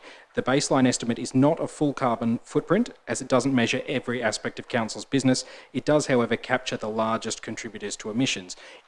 This is important. It does not capture indirect emissions, such as materials used in construction projects like Kingston Park. And I think that's actually really good that we have highlighted that we're not yet talking about indirect emissions, but I hope that we do. As it says in 4.4, Council does not currently calculate the greenhouse gas emissions of major projects. My first question is just, please can we elaborate on whether or not that would be a good idea, and what is stopping council from incorporating those indirect emissions? Ms Quinn. Through you, Mayor.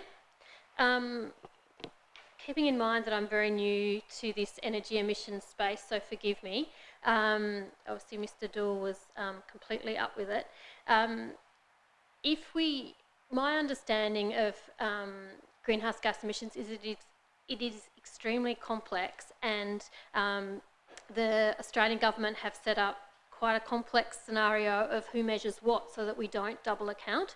So I think I said in the report, so Kingborough could, if it decided to, we could create a figure, but we wouldn't want to do anything with that in terms of national reporting, because it's sort of like double dipping, because a lot of those inputs, so the fuel used to get the products to the council site and the cement itself have already been accounted for in that Australian government system of greenhouse gas accounting. So yes, we could do it for interest. Of course it would cost quite a bit to do that, but we could do that. And council certainly move forward on an easier annual way of creating an inventory. So you'll be able to see our emissions hopefully on an annual basis in a report card. So it is getting simpler, but if we start to add more projects to that, I guess the flip side of that is we would not only want to look at the emissions, it has to balance out of the input. So for example, in Kingston Park, it would have to balance that out with all of the landscaping that's been done, so the trees that have been put in that space. Thank you. And through you, Mayor, that's a critical point there, is that there's these there's the other side of carbon accounting as well, which is alluded to in 4.8, that council plants 12,000 native plants a year, and all of that would need to be factored in. Again, one of the reasons why I'm so pleased that people bring motions to the AGM is I would like a more robust set of figures about, basically we've got a baseline now, but that baseline doesn't include some things. But then again, as we've just heard, that we don't want to double dip, as it says in 8.2, it explains it succinctly. In accounting for emissions from concrete installation, council would be doubling up, as the emissions from this industry are reported by the industry to the Australian government. So if we count our carbon emissions from concrete, I think we should have an awareness of them, let's be clear about that. But if we then count them, the industry itself is counting them and reporting them to the Australian government, so we shouldn't be counting them twice. But as it says in 6.2, the creation of cement as a critical component of concrete is one of the most important building materials in the modern world, but it is also a leading industrial emitter of carbon dioxide emissions. That's why we should be looking at it. That's why I'm glad that we are talking about it. And I also actually wanted to test the waters. Since I'm a mover and a seconder, I would hope that somebody might indulge me. I think council would benefit from having a workshop about not just this specific issue, but about, I guess, our carbon accounting. We had one in 2022 that we now have 40% of our councillors, brand new councillors. So I'd be, if anybody else in their contribution wanted to suggest adding an amendment to this, so it would be A, B, C, D. Councillor Cordova, because you can't actually, as you're saying, you're part of the team who have moved this, but as I indicated previously, you don't need to move a motion to have a workshop. And we already have, at this stage, our workshop schedule is full until, when do we decide? End of March. But certainly we can add it onto the list. Thank you, Mayor. I appreciate that. Nevertheless, I would recommend, if anybody wants to put it in writing, that we should get a workshop on this. I think it's a very important area. So I guess once again, to conclude my remarks, we're right to be looking at indirect emissions, and we're right to be talking about the impact that concrete has. But as Councillor Street mentioned, that's not exactly what's going on at Kingston Park. I mean, I think there's a little bit of hyperbole in the premise of the motion, because I think whilst reasonable people could disagree or agree about the various architecture, the landscaping and things about Kingston Park, I don't think it's necessarily fair to say that it is a concrete jungle. But in amongst that, what's really great about this is that we're now talking about carbon emissions, and we're talking about Kingborough's role in reducing our carbon emissions. And so I welcome that, and I really would like a workshop to talk more about how we can make more robust, more transparent and more strategic our carbon accounting systems. I know that we've done some good work in that space and more work to be done. So that's why I'm pleased to be seconding the motion. I think it's always useful to just put it in writing that we will have a workshop on it, although I will also make that suggestion as well offline. So thank you, Mayor. Thank you, Councillor Cordova. Any further speakers? Councillor Midgley. Thank you, And then Mayor. Councillor Antoli. Thank you, Mayor. I'm just wondering if these sort of discussions and topics are ever raised at LGAT meetings, and if other councils are sort of thinking about their carbon accounting and... I don't think we've had a motion on this since I've been Mayor, so not in the last 18 months or so that I can recall being on the LGAT agenda. Thank you. Councillor Antoli? No? Okay. All right. I'm going to ask Councillor Street if he would like to sum up. And he's going to take his face mask off to do it. He's going to take his face mask off, thank you. I don't think there's anything more to say, Mayor. Thank you very much. I'm going to put the motion then as moved by Councillor Street, seconded by Councillor Cordova. All those in favour? Against? The motion is carried unanimously. It takes us now to page 42, AGM Notice of Motion, A Voice for Multicultural Communities in Kingborough, item 15.8, with a recommendation on page 44. I'm looking for a mover and a seconder, please. I've got a mover in Councillor Cordova and a seconder in Councillor Antoli. Councillor Cordova. Thank you, Mayor. It's a great privilege to move this motion, and I'm pleased to see that it was roundly supported at the AGM. It's recommended that a multicultural advisory group is convened to engage with the community and develop a multicultural strategy that will be returned to Council for endorsement. This will provide a voice for our multicultural community, as requested in the motion. I think the benefits are self-evident. We're talking about inclusion, we're talking about bringing people on board and being a welcoming place. We're also a very popular place with people who move here and visitors alike, and part of the reason for that is our rich multicultural tapestry. And so I would really welcome this. I think it's a great addition to our to what Council gets involved with, and I really look forward to seeing some of the outcomes. So do keep me posted. I'm very proud and privileged to support this motion. Thank you, Councillor Cordova. Councillor Midgley. Thank you, Mayor. Also very, great to support this motion, noting that Sajini worked with her when I was at the City of Hobart, attended many events.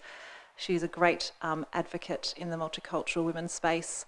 And at the first Candidates Forum at the Kingston Beach Hall that I attended in 2018, I think it was, Sajini did ask what Kingborough Council was doing in regards to the multicultural community, and I guess I want to publicly apologise that I haven't really moved much on that myself as a councillor, apart from the former Mayor Dean Winter and I meeting with Multicultural Council of Tasmania and looking at the Welcoming Cities project.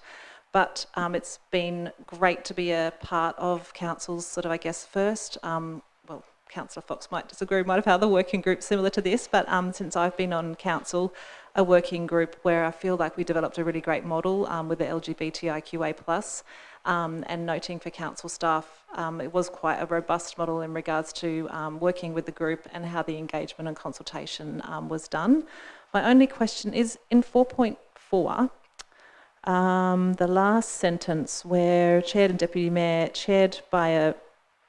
and deputy chaired by councillors, nominations publicly sought from the Tasmanian Aboriginal community, multicultural organisations and members of the community. I'm a bit, I don't know the word, not concerned, but just wondering why I've included the Tasmanian Aboriginal community in that, because I would see that the two consultations should be separate, but again, I don't identify as Tasmanian Aboriginal, so interested in that, please. Dr. Fox. Thank you for the question, and it's a really good point. In considering this notice of motion, I did do a little bit of looking around at other councils and what they've done, and obviously had some experience in Glenorchy, my former council. What was really clear in Glenorchy and also for other councils is that it's important when you're developing a multicultural strategy to recognise the Aboriginal community as the first culture in our land, and to really make sure that we're recognising that and we're including actions that that acknowledge that throughout the process. So one of the first steps, if this is endorsed by council, will be to have a chat to the local Aboriginal people to see what they would like, how they would like to be engaged and involved in this. If they do not feel that they would like to sit on that committee, no pressure. It's really just to offer our respect and our acknowledgement and to see how they would like to be engaged. It can be confronting to have a multicultural strategy developed without that engagement and without making sure that we're respecting the Aboriginal people as the original and traditional owners of the land.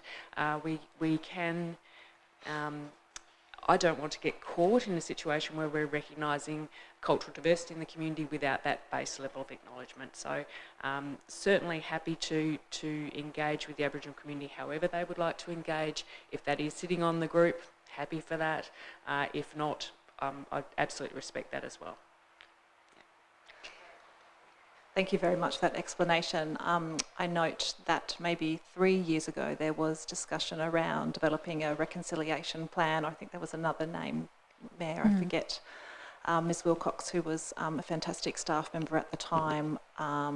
Yeah, there was, but again, and one of the reasons why I guess I didn't progress the idea of engaging and looking at a plan for multicultural community is noting that staff have a lot of workload, and this is significant workload as well, but I have raised the question around the type of a reconciliation plan as well. So perhaps following this, maybe moving forward, and I guess through that engagement with the Tasmanian Aboriginal local community, that could be perhaps something as well to look at if that was a separate action plan to move forward in the future, and I think that would be very worthwhile and of interest as well. Thank you, Councillor Midgley. Next I've got Councillor Fox and then Councillor Dean. Councillor Fox. Yes, I guess we haven't ever had a multicultural advisory group, but we have had a very strong influence in multiculturalism in Tasmania, in Kingborough. I personally was aware that the Able Tasman's birthplace was in Holland, and when the members of the council where he was born came out to Tasmania, it would have been in the early 90s possibly, but 20 years ago I think, a sister city relationship was formed between their council and Kingborough, which as far as I know still exists, but there were regular visits between our countries. And we also had an art prize which involved a competition of high school students, and the winner was chosen to visit the Netherlands, and it was a wonderful experience to visit all the museums over there. But likewise, the winner from Holland on the alternate year would come out, and Kingborough families would host them and take them around our beautiful scenery and countryside, and it was a life-changing experience for all the recipients over the many years. Also, we've had festivals, particularly here in where the council car park now was one of the most successful ones, where we had Bollywood dancing and cultural food and entertainment from a whole range of community members from different cultures. And even though it hasn't been formalised up till now, I think we've also had a very strong, good relationship with the Aboriginal community, and especially lately we've had some very exciting events at the hub. And we're lucky that we've got the hub now where we have room for these entertainments, for these cultural events. And I think it's be a really good opportunity to cast our net wider to the more diverse population that is currently coming to Kingborough. When you look at the list of different countries that are being represented in Kingborough, we've got people from the UK, China, New Zealand, South Africa, the Netherlands, United States, Nepal, Germany and Malaysia, and that's just to name a few. So if we could ask them what they would like to do and how they would like to contribute, as well as them contributing, they're also feeling welcome and being included, and that's part of our policy. So I think it's really important that we support this motion, and I hope it goes well. Thank you. Thank you, Councillor Fox. Councillor Dean. Yeah, like I said before, I think this is brilliant. We all know we live in a multicultural, diverse area, and if we do want to be a modern and inclusive one, then this is a really good stepping stone towards achieving that and improving on it. Anyone that probably would have, in the recent campaign, done a bit of door knocking would have come across a lot of face-to-face interactions. And one thing that stood out to me, I suppose, is that, and I don't want to foreshadow the terms of reference of such a group, but the lack of awareness amongst a big chunk of our community that aren't aware that they have voting rights. And it's not advertised widely by TEC or us itself, but many temporary residents make a large part of the multicultural group and residents that are really important and play a huge role in our community, that we recognise their importance, whether they're temporary or they're moving on to permanent residency. That is something that we can hopefully build a little bit on and help their engagement, not as just ratepayers or as whatever they do and studying or working in our community, that we also ensure that they have the capacity to vote and be part of our community even more so. Yeah, just want to say that. Thank you, Councillor Dean. Councillor Midgley. Question. Okay, good, excellent. Councillor Midgley on a question. So will this, and again, I absolutely so support this, but will this be a program that will be supported by the community services staff? And has the number of community services staff declined over the last 4 years in council? And I note that there are a lot of policies and strategies that they are working on. So I'm wondering, do we have enough staff to ensuring that all this fantastic work continues? A few questions in that one. Dr. Fox. I couldn't tell you if the number of staff has declined over the last 4 years because I haven't been here quite that long, but certainly it will be undertaken by the community development staff, and they do have a massive workload. They're a very professional and very capable staff. I'm very proud of that team. They do, as I said, have a massive workload, and this will be another project for them to deliver, and I will obviously assist with that.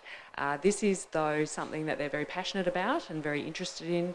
As you mentioned earlier, they're also very interested in a reconciliation action plan or something along those lines, and this wouldn't preclude that work from happening in future. So, yes, to be delivered by that team.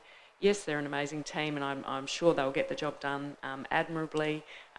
Yes, we could always use more resources. Sorry. That's right. Just a further question. I admire the pitch. It is great. A further question on that. So if that can be taken on notice in regards to the staffing changes over the last 4 years in that area, and note... The Acting General Manager can provide us some assistance. Through you, Mayor, the baseline number of staff has not declined. However, we do have one staff member on 12 months leave of absence.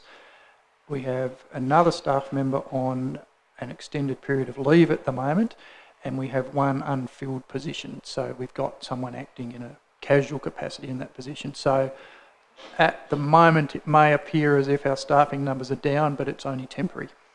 Great, thank you. And just a further question on the staff, is that okay if it's not? Yes. So previously there was a hub coordinator that also sat in the community services area, but from my understanding we didn't replace that position, but more the workload went to the community services staff. Is that correct? I think we're starting to get a little bit off track. Can we take that discussion offline? Because I'd like to, we've got a big agenda and I'm conscious of the time. And Councillor Antoli, do you want to make a contribution? Yes, I would. I'd love to be able to sum up. Is that the right time now? No, you can't sum up because you didn't move the motion. Yeah, okay, sorry, jumping in there. Look, as a migrant, I have to support this. This is wonderful. My parents migrated here. before I was born. They didn't become naturalised Australians until 1975, so I was about 6 years old. And equally as important, Mrs. Sumar lives across the road from me, so if I don't support this, I might get run over by a car one day. But jokes aside, she's wonderful. She does a great job. I would love to be part of this advisory group if the chance permits. And I really appreciated Dr. Fox's explanation how multiculturalism includes the First Nations. And it's a great way to connect our migrants to the Aboriginal community, because they're just not aware through the lack of length of time in the country the way we are, having been brought up here. And I think we're very privileged to have you in charge of the department over this because of your experience at Glenorchy. So I'm really looking forward to some of that expertise. I know Glenorchy is extremely multicultural compared to even us. So yeah, this is fantastic. Thank you, Councillor Antoli. Just for my contribution briefly before I hand over to Councillor Cordover to sum up, I fully support this motion. I was very pleased to see Sajini bring it to the AGM. When I first became Mayor last year, 18 months ago, I did talk to her about the possibility of establishing some sort of advisory group for the multicultural community, but it was a question of the resourcing implications on an ongoing basis for our staff, particularly in the community development team, because we do know how incredibly hard they work. And so it seems that we have now found a model that has been very successful with the LGBTIQA plus strategy. And I think that being able to have well, we called it an advisory group in this case, but to be able to have that and have a participatory voice from a wide-ranging members of our very multicultural community, and one only has to come along to one of our citizenship ceremonies to appreciate the diversity that exists. And sometimes I look at the list and I think, wow, today, you know, for me, as someone who is also the daughter of a migrant, my mother emigrated from Germany in 1959, and I look around and I think we are very lucky to live in Australia, and indeed very lucky to live in Tasmania. So I see it as a privilege to make our residents new citizens, and it amazes me from how many different countries that they come from. And it's not uncommon in one of those ceremonies to have 20 or 30 different countries represented. And I think that says something about the diversity of the community we now live in. And I do hope that through this process that we can develop a range of strategies that we can implement that will make make Kingborough a more welcoming and caring place, and make sure that we do have awareness of voting rights for residents, regardless of the countries they've come from, but that we can actually develop a set of strategies that are really going to send a strong message about we really value people coming from other countries and choosing to live here in Kingborough, because as Councillor Cordover said, it's that rich tapestry, and I use those exact words all the time in the citizenship ceremonies that I have the honour of presiding over. So I look forward to this work progressing. I would be very keen to be part of this group as well. I think it's going to be hotly contested, and I suspect we will be coming to a ballot amongst the councillors, but that's something that we will deal with in the at some stage in the new year. So, Councillor Cordover, would you like to say a few words to sum up? Thank you, Mayor. It's been a very uplifting and positive discussion, and I'm glad to hear from my council colleagues this overarching support that, if I'm reading the room correctly, I certainly feel it here. And I thank the councillors, but I also, of course, thank Sajini for bringing it to the AGM. And I think it's worth noting that this was wholeheartedly supported on the floor of the AGM as well. So I think we're definitely listening to the community, and we're definitely responding accordingly. Over 1/5 of our municipality was born overseas, a higher proportion than the statewide average. And I think this advisory group will give input, it will give representation, and it will raise important issues that relate directly to our strategic plan, 1.2, to be an inclusive community that has a strong sense of pride and local identity. So with that, I wish the advisory group every success, and I thank my councillor colleagues for their contribution. I support the motion. Thank you very much, Councillor Cordova. So I'm going to move the motion as printed in the agenda and is displayed on the screen. We've got a mover in Councillor Cordova, a seconder in Councillor Antoli. All those in favour? Against? The motion is carried unanimously. It's 7:29 p.m. I'm going to suggest a short comfort break because I suspect we're going to be here for a while longer. So if we could please be back in here no later than we'll have a 10-minute break. If we could be back in here just before 7:40 to start right on 7:40, that would be appreciated, and ensure that we're not here any later this evening than we need to be. So for those who are watching at home, we'll just have a 10-minute break and be back with you.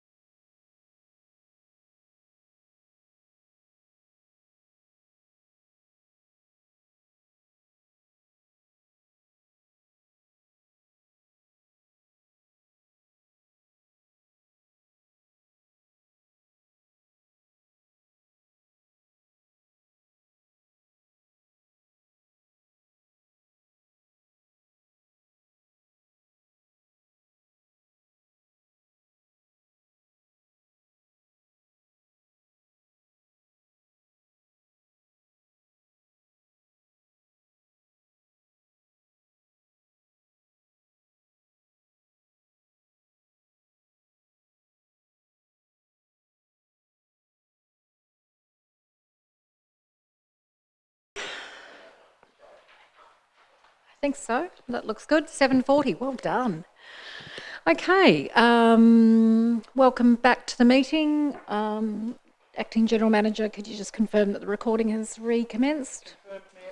Thank you to those people who have been watching along at home. We appreciate your patience while we just refresh ourselves because we've still got a fair bit to get through on the agenda.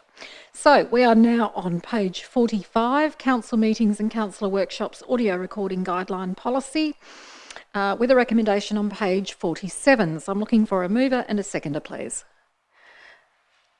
Moved Councillor Street, seconded Councillor Cordova. Councillor Street without his mask. Thank you, Mayor. I remembered that time. It seems hard to believe now, but there was a time when council meetings weren't recorded. That's been the case for 10 years or more now, and council workshops have been recorded in more recent times. Both policies have proven very useful, both in the dissemination of what happens at open council meetings, and also the ability for councillors and staff to go back and review what's been said in those meetings and in workshops to clarify matters, and also where there's been matters of dispute to be able to refer back to those recordings has been very useful. I think one of the subsidiary benefits of recording as well, especially the recording of workshops while they're not publicly available, that has been quite useful, is that it has had a tendency to moderate behaviour as well. The knowledge that people are being recorded has often had that beneficial effect. The updated policy only has a few amendments.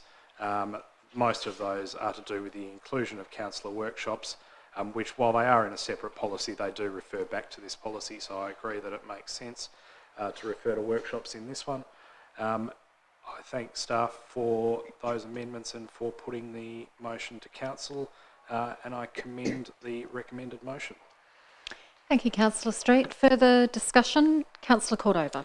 Thank you, Mayor. And as Councillor Street pointed out, there are just minor amendments to the policy, and I think they are all good ones, particularly 4.2 that now recognises the scope has been broadened to recognise that sometimes under special circumstances council meetings and council workshops may use online collaboration tools, and so that's a good thing. I think that the key point here for me is in 7.1 under communication and consultation, that in addition to the live streaming of council meetings, making available the audio recording of an open session of council meetings provides the community with another means of accessing meeting contents and debates. And the reason for me that this is the key is that we're trying to increase the transparency, we're trying to increase people's engagement with council, and because council is the closest point to the community, in fact, the more that people engage with their local council, the more they'll understand and see the amazing things that are going on, but also because the community is our eyes and ears, the more that we engage with the community, when there are things that go wrong out in the community, we can fix those faster. So I really do encourage people, you know, whenever I talk to people, I encourage them to get involved with the council, watch the meetings, come along and attend, ask some questions, move a motion at the AGM, and I think by having these extra options when it comes to audio recording of council meetings, it just helps facilitate that community engagement, which is a good thing. It's important to point out the risks that are highlighted at 8.1 and 8.2. I think something that I've talked about when it comes to the local government review is the fact that there is no parliamentary privilege in this place, that we, unlike the Parliament, are subject to consequences for matters when we talk about things that might be regarded as offensive or defamatory. But conversely, by having that audio recording, it provides a mechanism to establish what was actually said in an accurate way at a council meeting. So I think the minor amendments are good and they make sense, and I support the policy. Thank you. Thank you, Councillor Cordova. Councillor Antoli. Thank you, Mayor. I have a question. So we currently have, of course, YouTube recordings that go back quite a number of years, I think 2, 3, something like that years, but the audio recordings are only kept up to 6 months. Is there an inconsistency in that? Can someone just clarify? Will that mean that the YouTubes will be removed if they're over 6 months? It doesn't affect them? So we've got sort of two formats out there. One, we seem to put a time limit on. There are certain risks around why we're doing that, but the YouTubes we don't. And to me, is there the same sort of risk? I'm not sure. It's just a clarification for me. The Acting General Manager, could you please assist us? Through you, Mayor, for consistency, it would be desirable to bring those two into line. So I can certainly raise that point with the Chief Information Officer.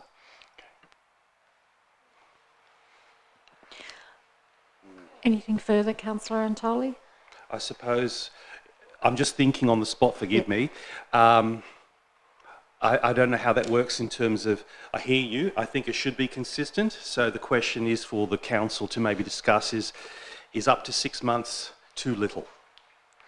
I think it's the requirement of the Act is, the Local Government Act is a minimum of 6 months. Minimum. I believe, is that correct, Acting General Manager? Yep. Did this not say up to 6 months?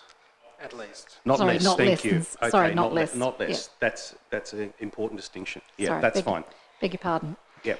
Councillor Cordova. Thank you. My question, to follow up on that, because it's a really good point, is that I'd kind of highlighted 3.2a, which says retained by council for at least 6 months. My question is, why wouldn't we amend that in the policy to be, for example, in perpetuity or 7 years as per financial stuff?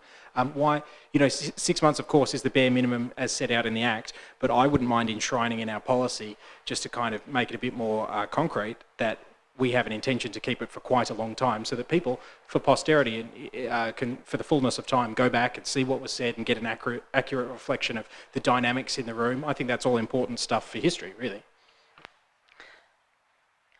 I'm going to... Yeah, my question was, is there a reason that it's only 6 months, not in perpetuity? Acting General Manager. Through you, Mayor, the only reason would be one of storage, which, these days with the cloud is... obviously, audio recordings take up significant amount of storage space, but that's no longer an issue these days. So, if you wanted to make that amendment to require it to be kept longer, I don't have an issue with that.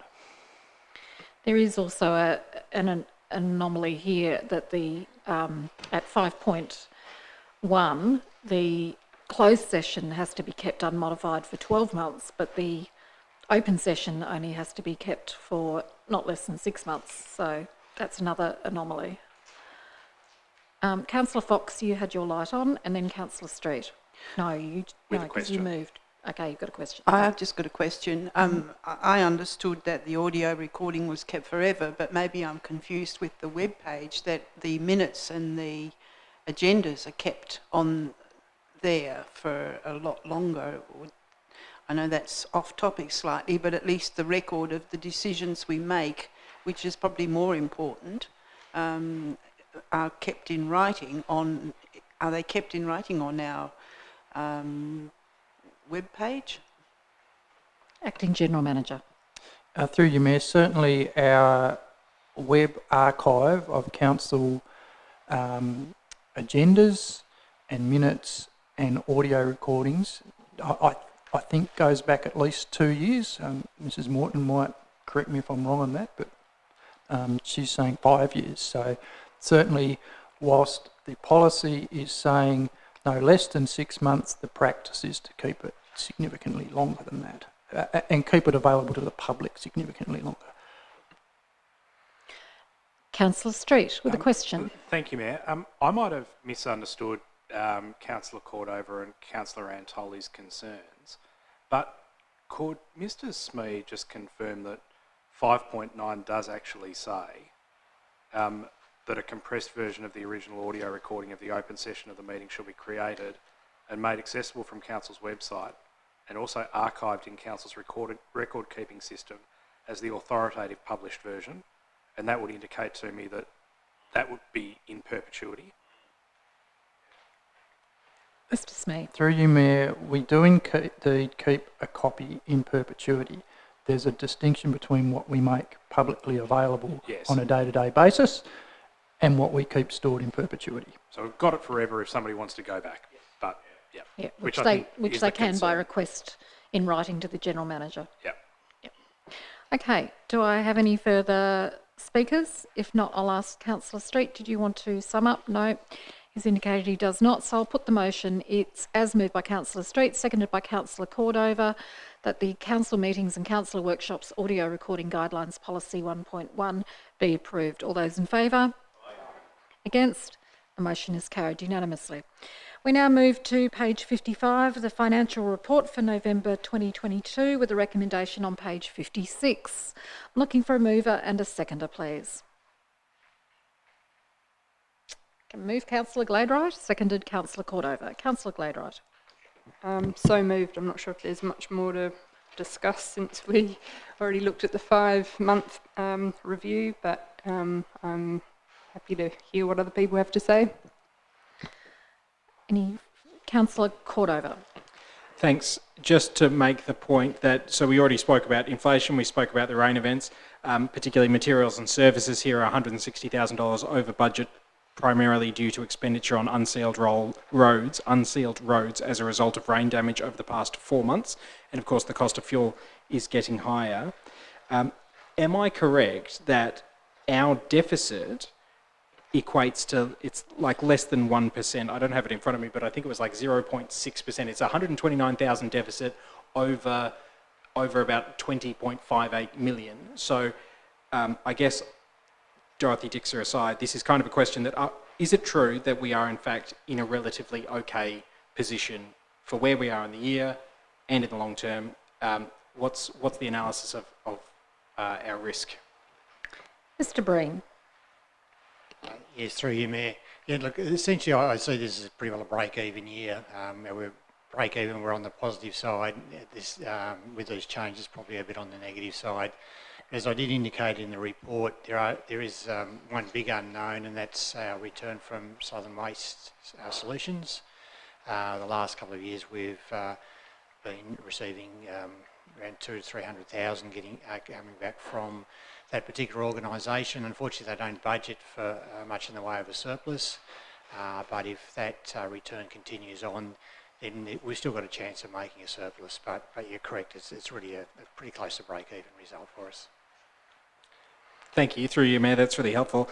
A slightly positive, in among all the, I guess, hurt within the community as a result of interest rates rising, it's worth noting that Council's interest income is $142,000 over budget due to recent increases in interest rates producing additional interest income. My question around that is, do we make forecasts and predictions around the volatility in interest rates? And if so, do we anticipate that over the next, between now and 2025, that we can see that aspect of the ledger continue to increase over time? Mr. Breen. Yeah, through you, Mayor. So yes, when we do the long-term financial plan, we do an analysis going out for that 10-year period. So as part of that, we'll have a look at interest rates, and certainly the expectations of the next at least 2 or 3 years, they will be slightly elevated. But when inflation returns back to that sort of 2.5% range, we might see interest rates come back down. But certainly our expectation is that the return over the next 2 or 3 years will be fairly significant. Thank you. And just to conclude my remarks, Mayor, it's best said at 8.1 that the result for November is slightly below the budget expectations and does not present a significant financial risk to Council. And it also mentions throughout the report, for example, with grants capital being over budget, that's because in October, Council received $326,000 in capital grants, made up of $100,000 for the Woodbridge footpath and $175,000 for the Kingston Beach boat ramp and breakwater upgrade. So it's good to see where our finances are and have a quick health check, but it's also good to see that the actual real-time implications of these financial decisions that we're making result in improved services to the residents of Kingborough, and that's ultimately what it's all about. So I'm very pleased to have seconded this motion. Thank you. Thank you, Councillor Cordover. Next, I've got Councillor Midgley. Thank you, Mayor. Just a question around the user fees being over at the hub, which is great. But for speculating for the future, was that related to the vaccination clinics being there? Mr. Breen. Yes, through you, Mayor. Yes, so essentially that was I guess at the start of this financial year, we had some vaccination clinics there, which certainly gave us a bit of a boost. However, my understanding is... Sorry, my apologies. My understanding is, though, that we've been fairly successful in regards to generating activity over there. So we'll have a good chance next year to have a bit of a look at what that sort of income will be on an ongoing basis. Great, thank you. And I always ask this question, but I just can't see where it is. So the land sales at Kingston Park, noting that was a big part of paying off the amount that was borrowed, was subject, the land sales were going to have a big impact on that. Can you point me as to where we have received income from the land sales at Kingston Park, and are we on track for that? Like when we first did that development there, we had a bit of an idea of when we will receive money. Are we on track? Mr. Breen. Yeah, through you, Mayor. So essentially the land sales won't appear in our operational statement because they are effectively a capital return based on the land we have over there. So we haven't received anything this financial year. The funds we got was last financial year. We have received some minor amounts this financial year, I should say, because we have the land sale and then we get a percentage of revenue. So it's only the percentage of revenue that we've had this year, so it's fairly minor in nature. Sorry, actually, no, I should correct that. There is an amount of around about 150,000 that sits in our other income because it was additional funds received for the sale of land, but we actually take that out of the underlying surplus calculation because it's not considered part of our underlying result when we do our financial results at the end of the year. So that proportion is in there. Normally it's just a retirement of a previous capital item, but that one is in there because it's additional funds after we recognise the sale of the land. Happy, Councillor Midgley? Yes? Yep. Any further contributions? Councillor Gladwright, did you want to sum up? No. Okay, I'm going to put the motion that Council endorses the attached financial report as at 30th November 2022, moved by Councillor Gladwright, seconded by Councillor Cordova. All those in favour? Aye. Against? Motion is carried unanimously. Takes us to page 76, notices of motion. At the time the agenda was compiled, there were no notices of motion received. We now go to confirmation of items to be dealt with in closed session. I'm looking for a mover and a seconder that in accordance with Regulation 15 of the Local Government Meeting Procedures Regulations 2015, Council by absolute majority move into closed session to consider the following items: confirmation of minutes, applications for leave of absence, tender assessment TS 2848, Kingston Beach Breakwater, tender assessment AB 2212, Channel Highway reconstruction, and also agenda item 15.2 that was moved from open into closed session. I'm looking for a mover and a seconder. I've got a mover in Councillor Gladwright and a seconder in Councillor Antoli. All those in favour? Against? The motion is carried. So thank you very much to those people who were with us this evening, who have now since departed, but also to the many people who have been watching along at home via YouTube. This is the last council meeting for the year. The next meeting will take place on Monday the 16th of January, and we look forward to you all being able to watch that. And on behalf of all of Kingborough Council, I would like to wish our members of our community a very happy and a safe Christmas and New Year. And I think importantly, I'd like to know that people can spend time where possible with their loved ones. And if I can share with you an analogy of what I said about my recent holiday when I took some leave and people said, "How was your holiday?" And I said, "I have come back heavier in body but lighter in mind." So I wish that that means it is the ultimate holiday break, and I wish that everybody in our community gets to have that sort of break over the festive season with their loved ones. So very Merry Christmas to you all, and thank you very much. And in accordance with the Kingborough Council Meetings Audio Recording Guidelines Policy, the open session of the meeting will now cease.